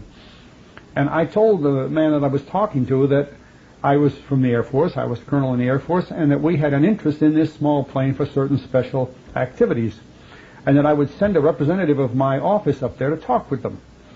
Well, I called in a CIA man, the same man that had called me, and I said, look, you're from my office. Here's some credentials. You go up there, you see this company, you know what you want. And I didn't know whether they'd really want the plane or not, but they decided they did. In fact, they wanted hundreds of them, something that company had never heard of before, orders in that number. And sure enough, we bought hundreds of those airplanes for the CIA, technically for the Air Force. The Air Force had no concern with this because the CIA money paid for it. Didn't cost us anything. But we didn't go through the Air Force procurement procedures at all. We just completely went just like a civilian buying airplanes. And the CIA was delighted with the plane. They used them. They used so many of them in Southeast Asia that there was a flyer's handbook with what were called helio strips. In other words, air landing grounds that only the helio airplane could land on, because it could land a very short, and it was under control right down to the ground. So these little runways were hardly suitable for helicopters, and this little helio plane was operating regularly. And, well, millions and millions of dollars were poured into that exercise. A lot of people were involved in it, and it never went through any Air Force procurement. Now, the cleared individual, the man in the team, in the procurement offices, made papers that covered up this gap. There were papers in the files, but they had never been worked on. They were simply dummy papers in the files. Now, we could do things like that with no trouble at all. The U-2 was started like that. That's how the U-2 got off the ground. Ostensibly purchased by the Air Force, but not paid for by the Air Force, and so on. So when I say that this team was quite effective, it was very effective, very strong, handled a lot of money, worked all over the world. Thousands of people were involved. And I know one time when I was speaking to the chairman of the Joint Chiefs of Staff, at that time General Lemnitzer, he said, you know, I've known of 2 or 3 units in the Army that were supporting CIA. He said, but you're talking about quite a few. He said, how many were there? Well, at that time, there were 608. Well, General Lemnitzer had no idea of it. And it's amazing. Here's the top man in the military, and he had no idea that we were supporting that many CIA units. Not military units. They were phony military units. They were operating with military people, but they were controlled entirely. They were financed by the CIA. 608 of them. And I'm sure that from my day it increased. I know it didn't decrease. So people don't understand the size and the nature of this clandestine activity that is designed for clandestine operations all over the world. And it goes back again to things we've spoken of earlier, that activity must be under somebody's control. There is no law for the control of covert operations other than at the National Security Council level. And if the National Security Council does not sign the directives, issue the directives for covert operations, then nobody does. And that's when it becomes a shambles, as we saw in the Contra affair and in other things. But the National Security Council steps in and directs it and holds that control, then things are run properly. And we've seen that during the last decade there's been quite a few aberrations, whether we're talking about Iran or Latin America or even part of the Vietnam War itself. In fact, it was in the Vietnam War where the thing really began to come apart. It just outgrew itself, and the leadership role disintegrated. And we see the worst of it in the Iran-Contra affair. sort of following on that, you write about them, Dulles being able to move them up and deeper into their covered jobs. Would this be a function of them being there longer than the people who would be promoted to something else in time? Yes. When we put them in, they might be somebody's assistant. And they've been there for 3 years, and the man that was above them, who was probably a political appointee, leaves, and they might move this man up there. Or when a new political appointee comes, he has no knowledge that this man is really from CIA. He's just a strong person in his office, and he gives him a broader role. Sometimes these people were working. One man I know was in FAA, and we needed his work to help us with FAA as a focal point there. He had been there so long, the FAA had him in a very big, very responsible job, and you might say 90% of his work was regular FAA work, a very, very strong individual. Well, that meant that when we needed him to help us with some of our activities on the covert side of things, he was in a much better position to handle this than he had been originally. This happened with quite a few, and that's why I say in the case of Frank Hand, he had been in the Defense Department so long that he was able to handle really major operations that weren't even visualized at the time he was assigned. And this carries over into many other things. You know, I pointed out that the Office of Special Operations under General Erskine had the responsibility for the National Security Agency as well as CIA contacts and the State Department and so on. Well, as we filled up these positions, some of them became dominant in some of those organizations, such as NSA. Early people in this program have created quite a career for themselves in other work. For instance, a young man in this system was Major Haig, Major Al Haig. He went up through the system. He was working as a deputy to the Army's cleared focal point officer for agency support matters, who was the General Counsel of the Army, a man named Joe Califano, a very prominent lawyer today. When the General Counsel of the Army was moved up into the Office of Secretary of Defense later in McNamara's office, he carried with him this then Lieutenant Colonel Al Haig up to the Office of Secretary of Defense. And during the Johnson administration, when they moved to the White House, Califano and Haig moved to the White House. Then during the Nixon time, Haig, with all his experience in the White House, worked with Kissinger, and you can see that it was this attachment through the covert side which gave Haig his ability to do an awful lot of things that people didn't understand, because he had this whole team behind him. Yeah.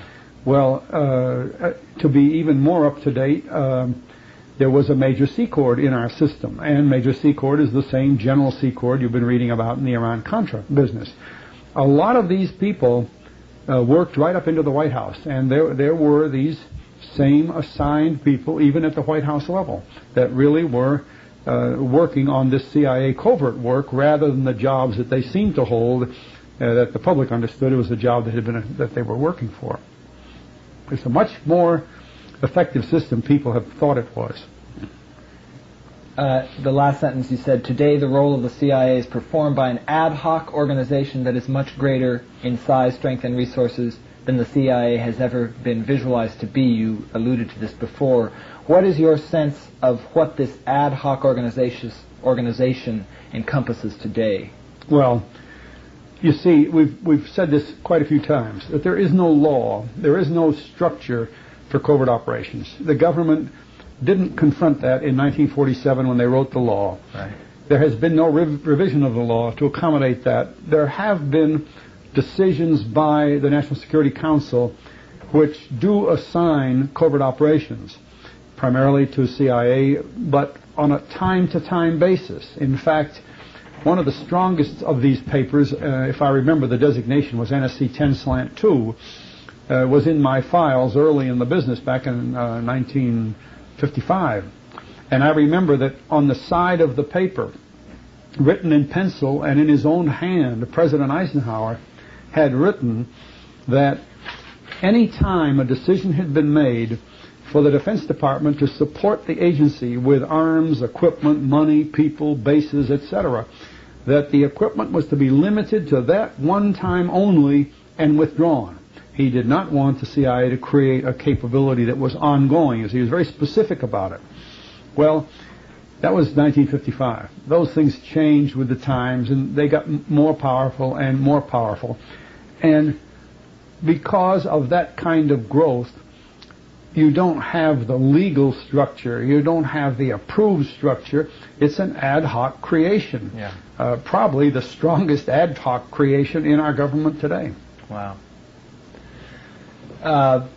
Again, focusing on this Dulles-Jackson career report, you write, the CIA has the authority, or at least it is given the authority by other government agencies, to create cover organizations within other parts of the government. This is one of the key tasks that the old Dulles-Jackson career report set out to accomplish. And a couple of questions that I really have about this is, one is, how is it that other government agencies give the CIA the authority to create CIA cover organizations within themselves? It's more simple than you visualize.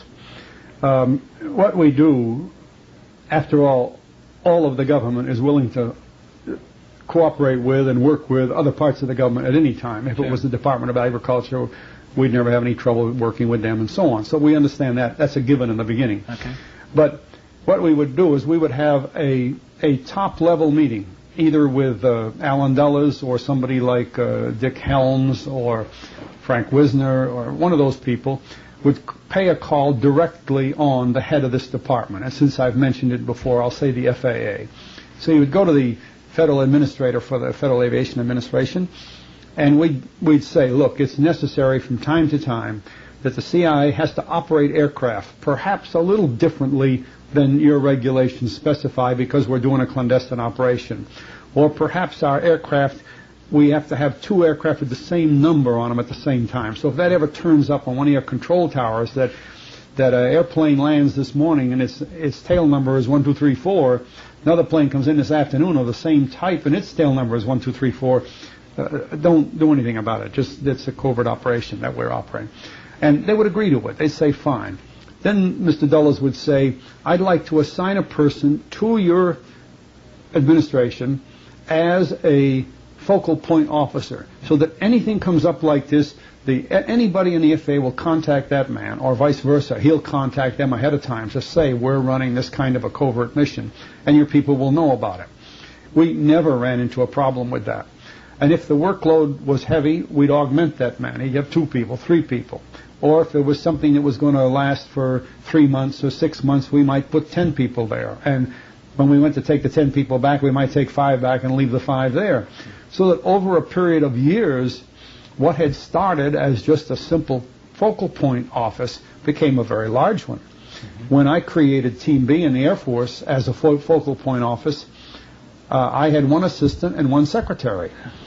In short order, I had several thousand people around the world. Wow. Things just grow by the job. By the nature of the work. Yeah. This is tied in with all the rest, as, of course, discussions of the CIA would be, concerning the fact that the National Security Act of 1947 was quite strict with reference to money for the CIA. Discuss the impact of the CIA Act of 1949, which made it possible for the agency to have no trouble at all getting adequate funds. I think without any question, the secret of covert operation is the control of money. And that begins with having an account, a good-sized account, and the means to use it throughout the government. By 1949, the CIA was able to convince Congress that many of the things they were doing were perfectly legitimate, and that many of the things they were doing cost money because they were paying for people in other government agencies. They were paying their salaries. You see, when these people were assigned, as I said, when General LeMay promoted Lansdale to be general, it didn't cost the Air Force anything. His paycheck came from CIA, and the Air Force paycheck would be torn up. It would go to a certain office where they would destroy it, and it didn't cost the Air Force anything. In 1949, the then Secretary of Defense, a man named Lewis Johnson, wrote a very important paper with respect to covert operations. He said that the Department of Defense would support the CIA in any of its approved covert operations fully, provided that the CIA would reimburse the Department of Defense for all out-of-pocket costs. They wouldn't have to reimburse for the purchase price of an aircraft because the Air Force had that, but they would have to reimburse for the cost of operating that aircraft, for the cost of any other facilities required, even for the salaries of crews that were assigned to that aircraft over a period of time. This philosophy of reimbursement is very important in covert operations because it keeps bills from appearing in public that would stir up questions about, why was this money spent when it wasn't spent for the line budgeted items. So when we created the Tab 6 system, we worked the reimbursement system in throughout so that you never saw the spending of any money. The Air Force never spent any money on the CIA operations, technically. Yeah. The money was immediately transferred through a comptroller's office arrangement up in the Office of Secretary of Defense, and that money was actually agency money. Well, within a few years, the agency was able to point out to Congress that a lot of money was flowing in that channel because effectively they were paying for very high-cost equipment, aircraft, submarines, even aircraft carriers in a few places, very expensive things to operate on a reimbursable basis. So based on that, the agency began to get a much larger budget. Then when they went into the U-2 and when they went into space programs, that budget grew considerably. And since it was a completely, totally classified budget and almost non-accountable, the DCI has the authority to spend that money simply on his signature. He doesn't have to account for it. It's a very rare thing in budget process, but the Congress goes along with that.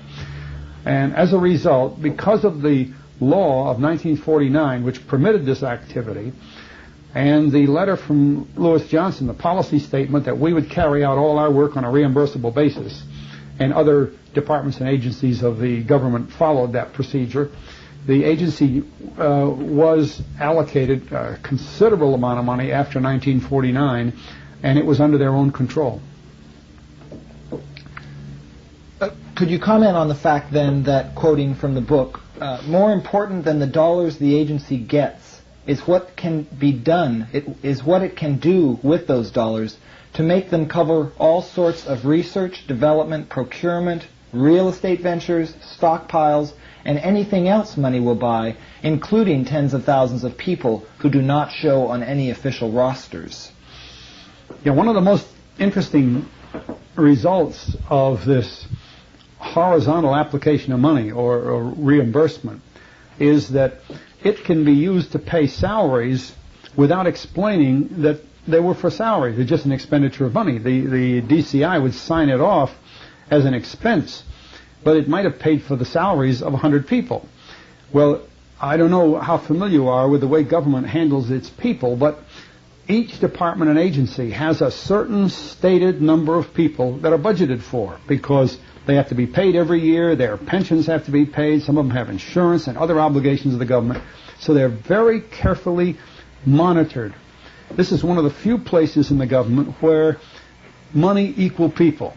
Mm-hmm. And if you're paying people, we'll say $20,000 a year, and you spend $100,000 for 5 people, the $100,000 did not say it was for 5 people, whereas all the rest of the government did. And this enabled us to put people into programs that were not visible. Well, if you carry it out to other things, the same, we are able to buy aircraft that were not visible. We're able to buy radars that were not visible. So that the money in this method of operation is truly concealed in a budget without anybody. Congress doesn't know where it is. And I don't think they've ever made any attempt to try to find out where it is. They allocate a bulk sum and then just sit back. Well, there's no end to the things you can do with money that way. The agency, during my period of operation with them, for instance, had an account with the big banks in Wall Street that is like seed incorporated, street name accounts. I don't know whether you're familiar with that finance term or not, but one of the biggest of the street name accounts is Seed Incorporated, C-E-D-E. And this is where money is that's between transactions on the stock market. It's got to be somewhere, so they assign it to Seed and Company. Well, Seed is nobody. It's just under the control of major banks, and the money's flowing. But while it flows, it has to belong to somebody, especially when it's in big numbers. Well, the CIA had, and may still have, a street name called Suydam, S-U-Y-D-A-M. And when money was in the Suydam account, I don't think the financiers knew it, maybe a few did, but it was CIA's money. Because some of the things they did, like, for example, operate Air America, in order to cover Air America's operation, they would have to do some commercial work. So they had quite an income from this huge airline. And that money would be put into the Suydam account. And it interested me one time when I had a breakdown of the Suydam account to find out that an awful lot of CIA money had been invested in a major supermarket chain in this country. And in today's world, they might have been able to take over the operation of the supermarket. But it was just a quick place to put money that the CIA had made and would spend later in their own operations. And it got to be very large amounts of money at time. Well, if I were in Congress today, I think I'd take a look at that, because you see, sometimes when you hear about the money being handled for the Contras or the sale of things to Iranians and everything, you begin to realize there is an awful lot of potential for money to be handled there without being accounted for. Well, we saw that back in the days when we did account for it, and I think people would be surprised to find out that it was such a large activity. Mm-hmm. This brings us to a degree with other ways of spending the money. One of the ways that the CIA, apparently from reading your book, as far as my understanding goes, was able to develop these cover units around the world that would hold equipment that would be earmarked for its use, even though it might be labeled a military unit, was through early aspects of CIA being able to involve itself in the war plans that were developed in the late 40s, early 50s that tried to combine nuclear strategies with conventional strategies. You write, as a result of the war planning role of the CIA, it was easy for the CIA planners to enter in the plans of all armed forces requirements for wartime equipment, vehicles, aircraft, and facilities that had to be earmarked and stockpiled for use by the agency in the event of war. Once such requirements were listed in the war plans, they could be requisitioned along with all other war plan material. This meant that the cost of this equipment would be worked into the military budget, and then in due time, each item would be purchased and delivered to the advanced base site where war plan material was stockpiled. Warehouse after warehouse of, quote, military equipment, unquote, is stored in the Far East, in Europe, and throughout the United States for the eventual use of the CIA. The cost of this material and of its storage, care, and conditioning is inestimable. As the years passed, and as the agency's, quote, military role became more a matter of custom and generally accepted, agency military cover units became so deeply covered that their neighboring military units did not know or forgot that the unit near them was not a regular military unit. By that time, requisitions from these CIA units were as readily acceptable as any others, and the units became easily self-supporting without any agency funding input. From this, I'd like you to please discuss this rise and growth of the logistical global network of the support side of the CIA, and how the existence of this relatively unknown component of the support section is fundamental to the CIA's ability to engage in clandestine operations. You see, this grew out of the natural war planning function of the military. And right after World War II and on into the early 50s, we visualized that a war would begin with some attack, we'll say on the NATO lines, more or less like conventional World War II, but that it would immediately elevate to the nuclear exchange. It was planned that in that nuclear exchange, we would try to preserve certain areas in the target country, say the Soviet Union, that would not be hit, and judging by meteorological data, would not be covered by fallout, which would be radioactive for years and years, and that in that area we would have the CIA create certain network agent functions and groups of people that we could immediately send Special Forces by Paradrop in, and this is the original Special Forces function, not the contrived one that grew on the Vietnam War. Well, with this in the war plan, then this becomes a matter of the basic military budget each year.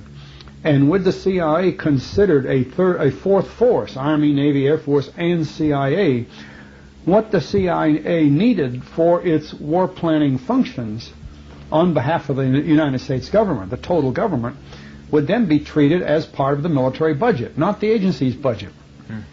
Well, in the beginning, this amounted to trucks, aircraft, weapons, all these things that they would, radios and everything else, that they visualized their function would require right after the, what we used to call post-strike function. The agency learned that this worked pretty good, and they had warehouses under their name, in the name of a military unit. We would say, for instance, we'd create a unit, the 234 Provisional Support Group. And the 234 Provisional Support Group in Germany, staffed with all military people, of course CIA people in military uniforms, would begin to fill its warehouses. And they'd have trucks and jeeps and guns and radios and everything else, ambulances, the whole works, everything else the rest of the military had. So the agency was quick to see that if they visualized their post-strike function as bigger this year than it was last year, they'd have more things put in the warehouse. And then, since NATO exercises are run every year to train in the war plan, they would have to have more and more equipment for the NATO exercises, and they did a very good job of filling their warehouses, and then in using this equipment on, quote, exercises, which really were covert operations. So this was an area in this business of reimbursement we weren't able to keep up with. We knew it existed, we knew what they were doing, we supplied the equipment, and it was sort of an even exchange. We figured, well, we've told the agency there to be the fourth force, they're going to do a job in wartime, might as well let them use it and train themselves and everything else. So first thing we knew, the agency was able, despite President Eisenhower's warning, to create quite a force, and they had a lot of aircraft of their own, they had trucks of their own, they had all this equipment. And this was the way that they ran their business under the war plan. I don't know what has happened to that in today's world. I assume it has grown and not been, not gone. I have never heard anything about it since the days when I worked on it regularly. I think if anybody looked into the war planning in the Far East or in Europe, they would find that this still exists under one cover or other, and that it explains the reason why the agency is able to get equipment immediately for almost any covert activity in any part of the world. Just as an example, when we heard a lot about the Nicaraguan, Contra, El Salvador problems in Latin America during the last decade, I noticed that the plane that went down with a man named Hassenfuss on board was a C-123. Well, that was one of these airplanes in the agency's stockpile. It was an Air Force plane, but it was one used by the agency. I knew the designation. Very few people have ever heard of an airplane called a Chase. But the 122 was designed by an airplane company called Chase Aircraft. 123 was a modification of that. And with things like that, you can see that the agency is still operating within this same structure of the fourth force concept. And I imagine it still exists. Uh-huh. And you describe what seems to be a very enlightening day, an event in 1960 or 61 when you briefed the chairman of the JCS, Joint Chiefs of Staff, on a matter that had come up involving the CIA and the military. As you described it, the chairman was General Lyman L. Limnitzer, and his commandant was General David M. Shoup. They were close friends and had known each other for years. When the primary subject of the briefing had ended, General Limnitzer asked me about the Army cover unit that was involved in the operation. I explained what its role was, and more or less added that this was a rather routine matter. Then he said, "Prouty, if this is routine, yet General Shoup and I have never heard of it before, can you tell me in round numbers how many Army units there are that exist as cover for the CIA?" I replied that to my knowledge at that time there were about 605 such units, some real, some mixed, and some that were simply telephone drops. When he heard that, he turned to General Shoup and said, "You know, I realized that we provided cover for the agency from time to time, but I never knew that we had anywhere near so many permanent cover units and that they existed all over the world." I then asked General Lemnitzer if I might ask him a question. He said I could. "General," I said, "during all of my military career, I have done one thing or another at the direction of a senior officer. In all of those years and in all of those circumstances, I have always believed that someone, either at the level of the officer who told me to do what I was doing, or further up the chain of command, knew why I was doing what I had been directed to do, and that he knew what the reason for doing it was. Now I am speaking to the senior military officer in the armed forces, and I have just found out that some things I have been doing for years in support of the CIA have not been known, and that they have been done most likely in response to other authority. Is this correct?" This started a friendly, informal, and most enlightening conversation, more or less to the effect that where the CIA was concerned, there were a lot of things no one seemed to know. Can you recount more of the details of this enlightening conversation for us? Well, you know, I referred to it earlier, that it astounded me that day. I assumed that there were a lot of things that the chairman of the Joint Chiefs of Staff was not aware of every day in the Air Force, in the Navy, and in the CIA. But I had never expected such a blanket answer that he didn't know, and that General Shoup didn't. Now, what we were talking about was rather specific.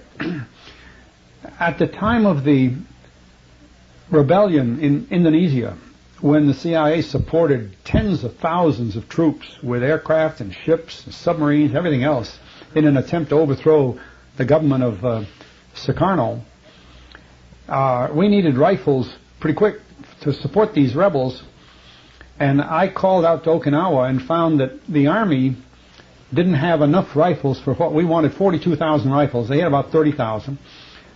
But that he said he thought he could get, General Lemnitzer said, General Lemnitzer was a commander in the Ryukyu's command at that time, Okinawa. So he was right up close to this thing. He said that he'd have somebody call the Marine Corps and see what he could get from them. Well, it just happened that General Shoup was the head of the Marine unit at Okinawa, and he said, sure, he could provide the extra 12,000. So without delay, we had 4-engine aircraft, C-54s, flown by Air America crews, but under military cover, appeared to be military aircraft, come into Okinawa and pick up these 42,000 rifles prepared for airdrop in Indonesia. They'd fly down the Philippines and down to another base we had and then over into Indonesia and drop these rifles.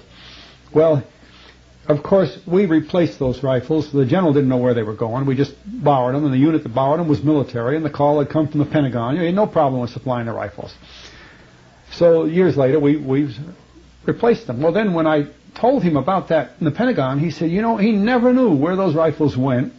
And General Shoup said, you know, Lem, he said, when you asked me for 12,000 rifles, I thought you wanted them, and of course, being a good Marine, I gave you 12,000 rifles. He said, you owe me 12,000. They were sitting there kidding, but they never knew they went to Indonesia. You see, they never knew they were part of a covert operation going into Indonesia. Well, this is true of a lot of things that go on. We kept the books in the Pentagon. We covered that. We got reimbursement for it. That part of it was all right, and that's what kept it from a problem, because as long as General Lemnitzer's forces got the 30,000 rifles back and Shoup got the 12,000 back for the total of 42,000, they didn't complain to anybody. They had their full strength of rifles, you see. That's the magic of reimbursement. Well, this kind of thing, on an established basis, the units are there. When I said there are 605 units, those are operating units.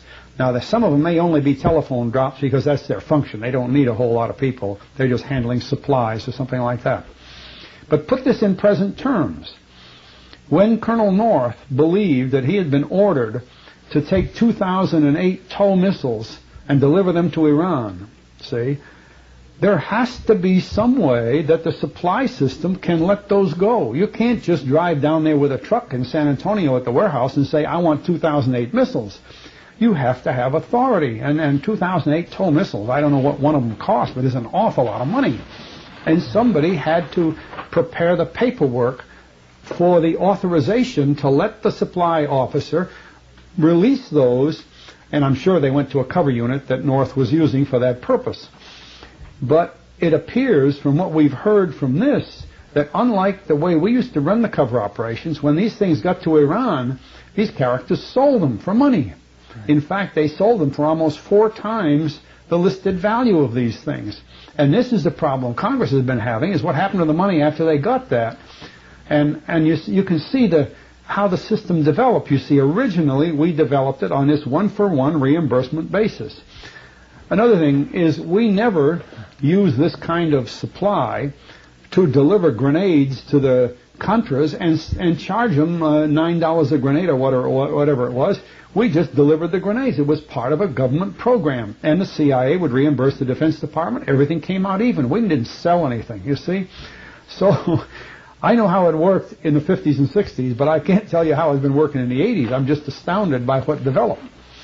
But just like the general not knowing this, we had so many units in so many places around the world. And for instance, we learned that a scientist, as I recall at Caltech, had learned how to listen to radio transmission that was so brief that a whole paragraph would be a blip, electronic blip, milliseconds.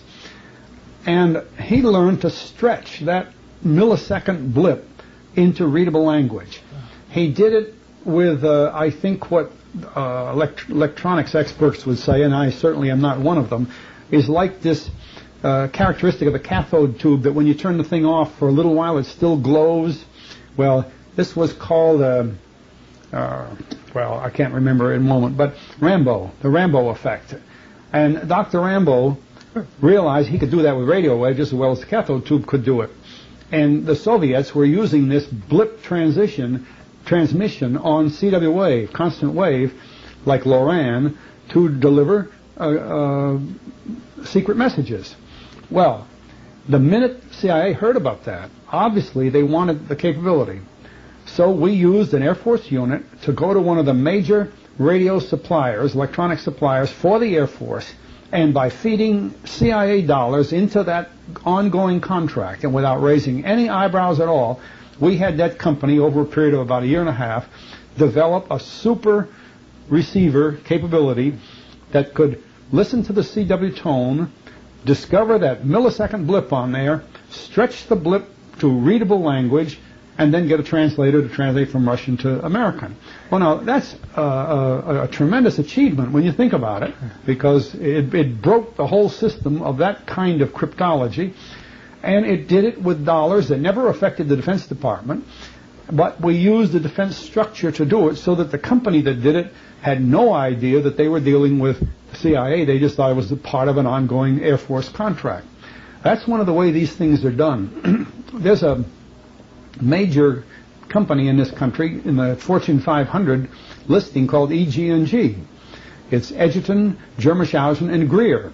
And most of their work is in a very highly classified area of operations for the U.S. government. Well, I'm not sure to this day that EG&G realizes that in their earlier days, when they were a somewhat smaller company, much of the funding that went into their company came through this channel from the CIA to the Air Force and to EG&G, so that EG&G would develop these very, very special things, really for covert operations, not for Air Force or Army. But there's a lot of companies that have had those contracts, and this is not a small operation. And the only thing that bothered me, and it bothers me today, was that there was no way to let the chairman of the Joint Chiefs of Staff know this. Now, I think my role, since I was had just been assigned to the Joint Chiefs of Staff, my work, if you'll remember my earlier bio material, I was 5 years with the Air Force and then 2 years with the Office of Secretary of Defense. And then Mr. McNamara decided to transfer that to the Joint Chiefs of Staff. Well, one of my functions there was to become a briefing officer for the chairman so he would know what was going on. Mm-hmm. And I think we served quite a purpose there, because from that time on, every time we got into one of these things, I would brief him right away. And that at least kept him alert to this. Now, again, I fail to see that function, we'll say, in this Iran-Contra era. I don't think anybody from NSC was going down to the chairman or the secretaries of the various departments of the military, and saying, this is what we're doing, or this is, just to keep them current. After all, they have the right to know all this, see? Right. It's an important function. It's a much larger function, much more costly function than people realize that it is. And because of the odd way this country has decided to do covert operations, it's almost uncontrolled, except for NSC. And if NSC does not do their job, then it is uncontrolled. And this is the big issue today, even after Ollie North's trial. The NSC members are sitting back and saying, we didn't do any of it. It seems to me the jurors realize they did. They think Reagan was involved, Bush was involved, Weinberger was involved. They had to be involved, you know. But this is the breakdown right now, and we're going to have a hard time restructuring this business again, because all covert operations require foreign alliances. They're all bilateral. You can't take an aircraft and make a power drop in Tibet without letting the Indian government know that you are using their airways to fly to Tibet for an illegal or a covert drop. So we would notify the Indian government, you see, or we'd notify the Pakistani government or the government of Thailand and so on. And almost every covert, in fact, I can hardly think of any way to operate a covert operation without at least a bilateral agreement. Well, if we don't have our agreements in order, how on earth can we work with these other people around the world? And this is serious business. And this is why the other countries around the world have begun to lose faith in the things that we're doing, because either we're not telling them or we're getting them involved in something that they don't want to be involved in. You know, they don't want to be even connected with it.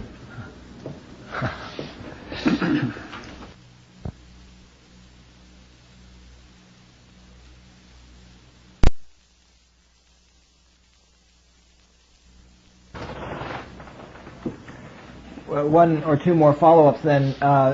What was the sense among the three of you talking there about the implications that where the CIA was concerned, there were a lot of things no one seemed to know? As I recall that meeting, my office had just been moved from the Office of the Secretary of Defense into the Joint Chiefs of Staff structure. It was a very formal structure. At that time, it was legally controlled at 400 officers. And even to move my small office down there, they had to increase the congressional approval of the more than 400 limit on the Joint Chiefs of Staff. So it was an important move when they made it. Now, although I may have joked a little bit about the generals not knowing that such an enormous organization existed around the world in our support of CIA, they were very serious about it. They felt that it was a real oversight to have this sort of thing going on without review. And I'm of the opinion that this is one of the real reasons why the Joint Chiefs of Staff and Mr. McNamara had agreed to establish this Office of Special Operations within the Joint Chiefs of Staff, so that all the military forces would be treated equally in their supporting activities in the CIA, and so that the chairman would always be briefed on what was going on in covert work. And in the support of covert work, which goes on every day. The covert operation might be 10 days, but we're supporting them year-round. It was a serious business, and they recognized it as such. You write further on that by the time of the Bay of Pigs operation, the CIA was part of a greater team which used the agency and other parts of the government to carry out almost any secret operation it wanted. By that time, this organization had the equipment, the facilities, the men, and the funds to carry out clandestine operations that were so vast that even on the basis of simple definition, they were no longer truly secret, nor could anyone hope that they might be. The availability of supplies and facilities made it possible for all of this to come about.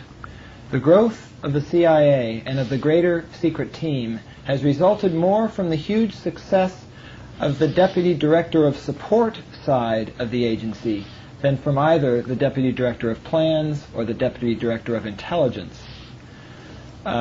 Please comment on the importance you ascribe to this Deputy Director of Support side of the agency. Well, it's one thing to have an approval to carry out a covert operation. and then to be able to go to the Defense Department or any other part of the government and get support for that operation. It's a completely other thing to have warehouses full of equipment, ships, aircraft, and people all over the world, and be able to carry on covert operation in a regular basis. And by you've used a good point of reference, the Bay of Pigs. By 1960, when President Eisenhower approved the early actions that later led to the Bay of Pigs, and these were very, very small matters, the agency was able itself to schedule a program that they knew was going to be a major program. Any of us in covert operation knows that 3,000 men in a program that led to putting, 1,200, 1,300 on a beach in a foreign country is not covert. You can't train 3,000 men in Guatemala, Nicaragua, some unfortunately in Mexico by inadvertence, and operate radio stations off islands in the Caribbean, etc., and call it covert. It's just a joke. The New York Times was reporting on the program almost daily. Castro was broadcasting about its threat almost daily, and yet it was called a covert program. The thing that was against being covert was its size. But, be that as may, the CIA had the aircraft. They had the B-26s. In fact, as I think I said sometime earlier, we had created for the Cuban exiles an air force, a tactical combat air force that was larger than any air force in Latin America at the time.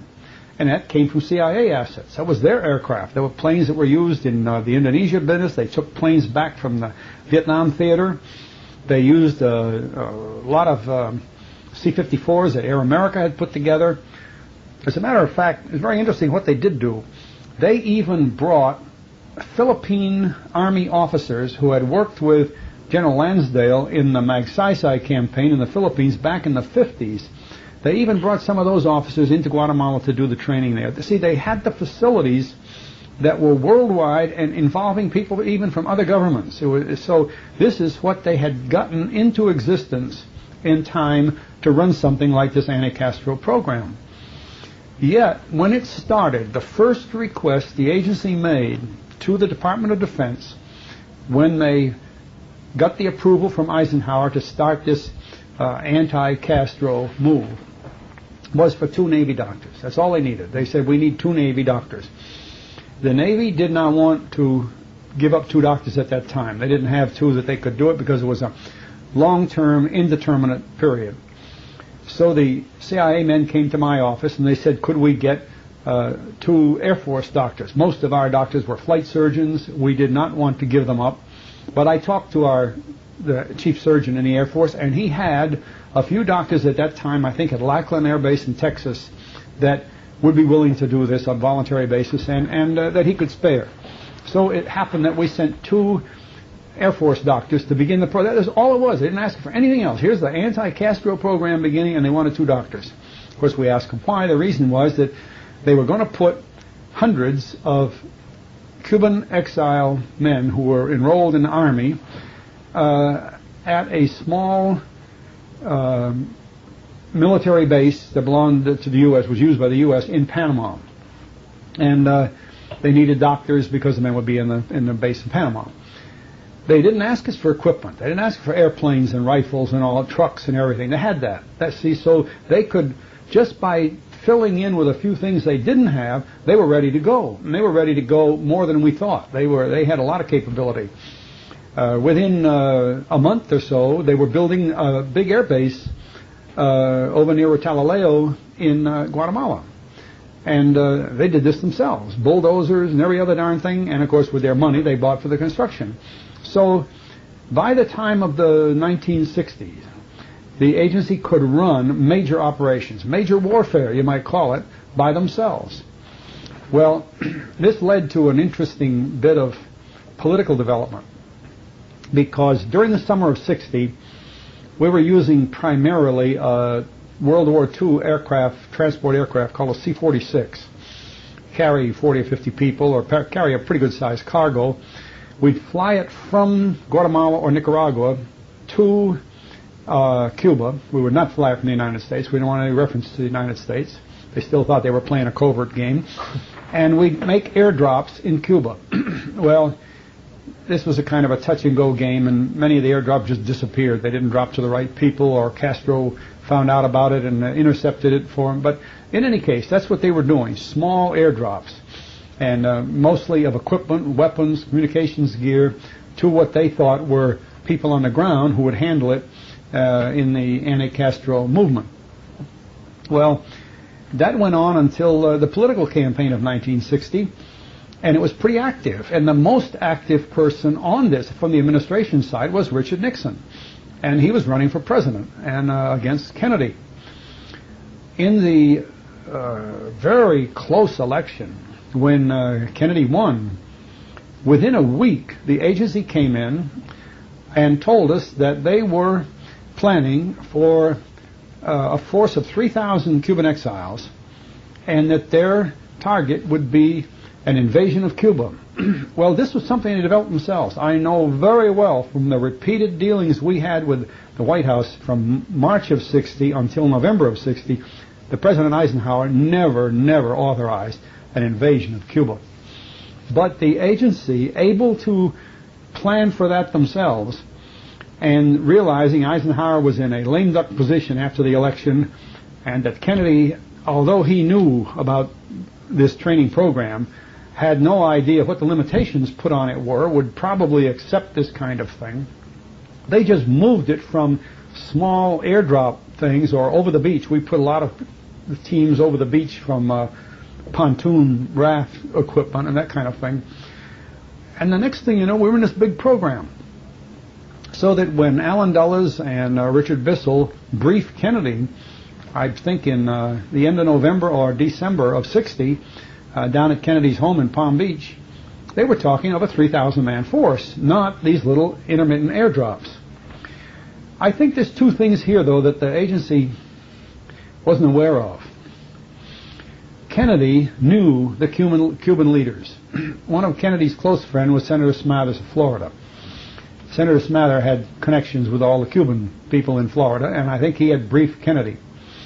Because in an interesting little event, I was asked one day to go from the Pentagon to the Senate office building to Senator Kennedy's office, and to take a car that could carry 6 people, the driver, myself, and 4 passengers.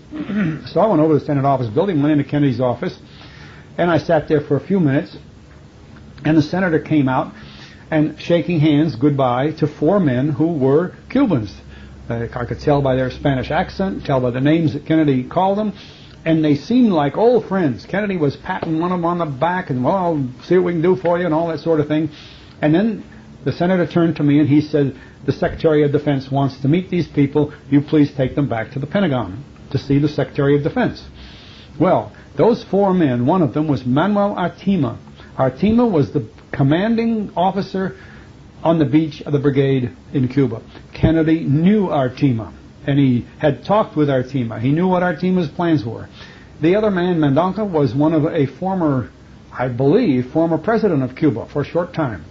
There was a man named De Verona, who was one of the leaders of the Cuban exile group, and I can't recall the 4th man, but that's the type of people they were. They were the top people that Allen Dulles had put together for the Cuban exile group, and here was Kennedy meeting them privately in his own office. He knew them ahead of time. So the people that think Kennedy didn't know what was going on don't understand how much experience Kennedy had with this kind of thing. When do you think that meeting really was? This took place in August of 1960, just about the same time that Kennedy had announced he was going to run for president.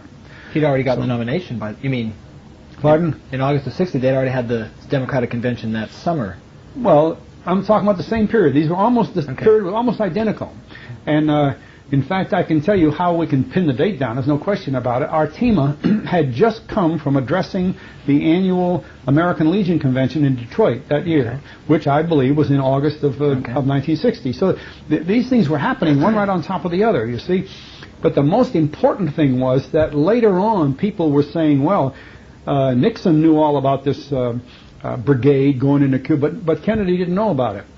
Kennedy did. Yeah. He was smart. He kept it quiet. Well,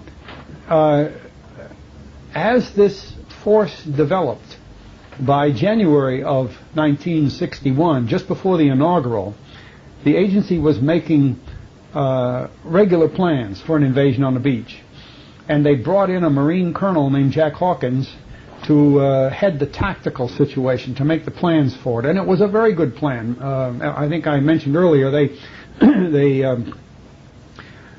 decided that the absolute fundament of the plan was to wipe out all Castro's combat aircraft, which meant the CIA was going to use their own aircraft, which had the combat capability. These were these B-26s that had been developed for the Indonesian campaign, and use them in air battles, go right over Cuba and destroy Castro's air force before they ever invaded the beach. This was a key to that program. Well, I'll go that far with this story because I don't think we're supposed to be talking about the Bay of Pigs. But you see, they could do these things themselves. Even the beginning of combat in Laos and combat in Vietnam were done with equipment that the agency owned by the period of 1960-61. It was a major combat force by that time. Mm-hmm. Do you think, from your own experiences, that Allen Dulles knew back in the late 40s, or at least by the time he wrote the Dulles-Jackson Career Report, how important this component of the CIA would be? You mean to develop the its Logistics. own? Well, of course, the thing that Mr. Dulles realized, and we must not downplay the ability of Jackson, who was actually was deputy director of the CIA for years too, a very knowledgeable man, and Matthias Correa. They realized that covert operations require materiel. And they also realize that if you don't have your own, you can't make your plans yourself. Having to make plans with borrowed equipment is always rather difficult. So you can see that in this, really, the reason I go back to this Jackson, Correa, Dulles document so often, and I think why I called it the Dulles Mein Kampf, was this was the plan of the future of CIA. There's no question about that. Yeah. And it was based upon having the ability to do it. The bases, the people, the airplanes, the ships, everything else.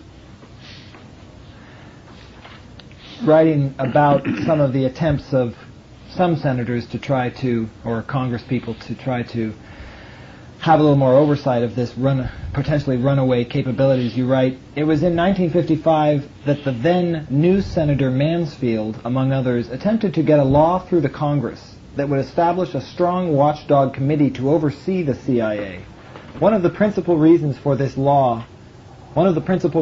law did not pass was that such CIA stalwarts as Senator Russell and Senator Saltonstall affirmed that there was no need for such committees. I have worked closely with Senator Saltonstall and many others who were on those committees, and except in rare instances, they never knew that the CIA was so huge. They knew how big the CIA was within the bounds of the real or intelligence organization, but none of them knew about its tremendous global base capability, and what is much more important, none of them knew the intricacies of the agency's supporting system that existed in the name of the Army Special Forces and the Air Force, Air Supply, and Communications Wings. No one man or no one group of knowledgeable men have ever had the opportunity to see the whole picture. As I have heard Senator Saltonstall say, now don't tell me about that classified material. What I don't know won't hurt me. That has been a general attitude on Capitol Hill. In discussions I have had with responsible committeemen on the Hill, I have found this to exist as recently as September 1971. This situation has not changed much. There are no congressmen and no senators who really know what the agency, who know about the agency and about what the agency is doing. And I'd like you to discuss this crippling impact on the very essence of our constitutional form of government that is every day becoming more and more endemic because of elected officials betraying the responsibilities of their office when they indicate no desire whatsoever to be accurately appraised of classified material and its fundamental implications. Well, of course, that varies with individuals and it varies with time, but it's a pretty accurate statement, unfortunately so. You see, in the eyes of Congress, when they created CIA, they were creating a coordinating organization. That doesn't give them too much power. So the congressman can sit back and say, look, we wrote the law, here's what the law says, and this is what we expect them to do. Except for one thing, the amount of money that they've been appropriating to this ever-expanding organization. So I can't excuse them for not realizing that there's a requirement for oversight. Where's the money going? Right. But then again, they sort of back out of that because only a few congressmen know how much money is appropriated. It's a very narrow area. But that doesn't mean they don't know, and it, again, is their responsibility. So they lean on the fact that, look, to control the CIA, we created an organization called the NSC. The President, the Vice President, the Secretary of State, and the Secretary of Defense. If they can't control that organization, you know, those are our top people, then what are you talking to us about? See, it isn't Congress's job. And from that point of view, they're accurate. It is not up to the congressman to control the covert operations. It's up to the administration, because they're the ones that direct it, at least by law. So you can make a case for both sides. During my work with this activity, I was told frequently and regularly by senior officers in the Pentagon, generals and secretaries of departments and so on, to go over to the Congress and speak to the cleared congressman about what we were doing on a certain covert operation. I remember, I remember in my first clearance, it was explained to me that Senator Russell and Senator Saltonstall were the cleared officers, cleared senators. I went over to see them. Well, it just happened that Senator Saltonstall knew my father. My father knew Saltonstall pretty well. So when he heard my name, right away, how's your father, how's this? No, we got along just great. And then I said, now look, General Martin has sent me over here to talk to you about a covert operation, which the Eisenhower. Now look, if General Martin knows about that operation, and if the Defense Department is taking care of it, I don't need to know about that, Colonel, what I don't know. And really, this was the way it was handled. I wouldn't say that he meant it exactly that way, but it's what you get, because I know I wasn't able to tell him about it. He didn't want to hear it. The very fact that I came to tell him, I think, was simply enough to confirm that we were in some operation that he'd probably hear about later, especially if something went wrong. And that would suffice. But he wasn't going to sit there and be the conduit for everything we knew in the Defense Department between himself and then all the rest of the members of Congress. Right. He may have felt that if he told them about one operation, then they'd expect him to tell them about all of them, and that'd be bedlam for him too. But that's trying to make a case for him. What I can report to you is that in my many, many visits, both to Saltonstall and Russell, and then a lot of others, that's just two I recall, the general feeling was that if the operation had been directed by the President, by the NSC, and if the Defense Department was supporting the CIA, then it must be all right, must be official. You can't read it any other way. I mean, they weren't joking about this. It's just they were saying, we've set the system up, it should work. But as you can see, it proliferated into things that they didn't know about. And now, again, with the Iran-Contra thing, you have Congress saying, look, we didn't know anything about that at all. And we have NSC saying we don't know anything about it at all. See, so it does get worse and worse when you try to run things that way. But that was my own experience with it. I could not brief senators. They would not listen to it. Because they felt it was in the proper hands that it should be? Well, they thought, you know, the very fact that I was there proved to them that it must be in proper hands. You see, you can see the man's point of view. Sure. Because if I'm there to tell him, he's saying, okay, it must be a legitimate organization. If it was a real sneaky one, I wouldn't have been there, see? So that's his rationale. Okay. You quote extensively from Lyman Kirkpatrick's book, The Real CIA, who you describe as a very exemplary officer and capable man, quoting in The Secret Team, quoting from the book, The Real CIA. Among the inner group of top agency careerists, this is talking about Kirkpatrick, he was a moderate and a most dedicated man. As a result of his statement, the excerpts from his book, The Real CIA, as a result, his statement takes on a very special meaning. It is an example of the blind statement of faith found in a religious order. The great error and the great damage, however, from this kind of thinking arises in the fact that it is predicated on the belief that the leaders of the agency can do no wrong, when the same organization is given the authority to develop and control all foreign secret intelligence, and to take its findings based upon the inputs of this secret intelligence directly to the last authority, the President, not only to take it to him regularly, but to preempt his time, attention, and energies almost to the point of making him their captive, and then also is given the authority and the vast means to carry out peacetime clandestine operations, that agency has been given the power to control the foreign operations of the government on a continuing day-to-day basis. Please comment on the effect or effects this sense of infallibility that the leaders of the agency felt imbued with had on the decisions and choices they made and on the goals they defined. The first part of your question ought to be dealt with a little bit. Lyman Kirkpatrick, Ray Klein, Pierre de Silva are three men who have extensive agency experience who have written books.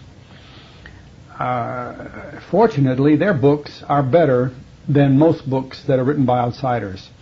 They don't try to hide things or change things or conceal things from the public. They are telling.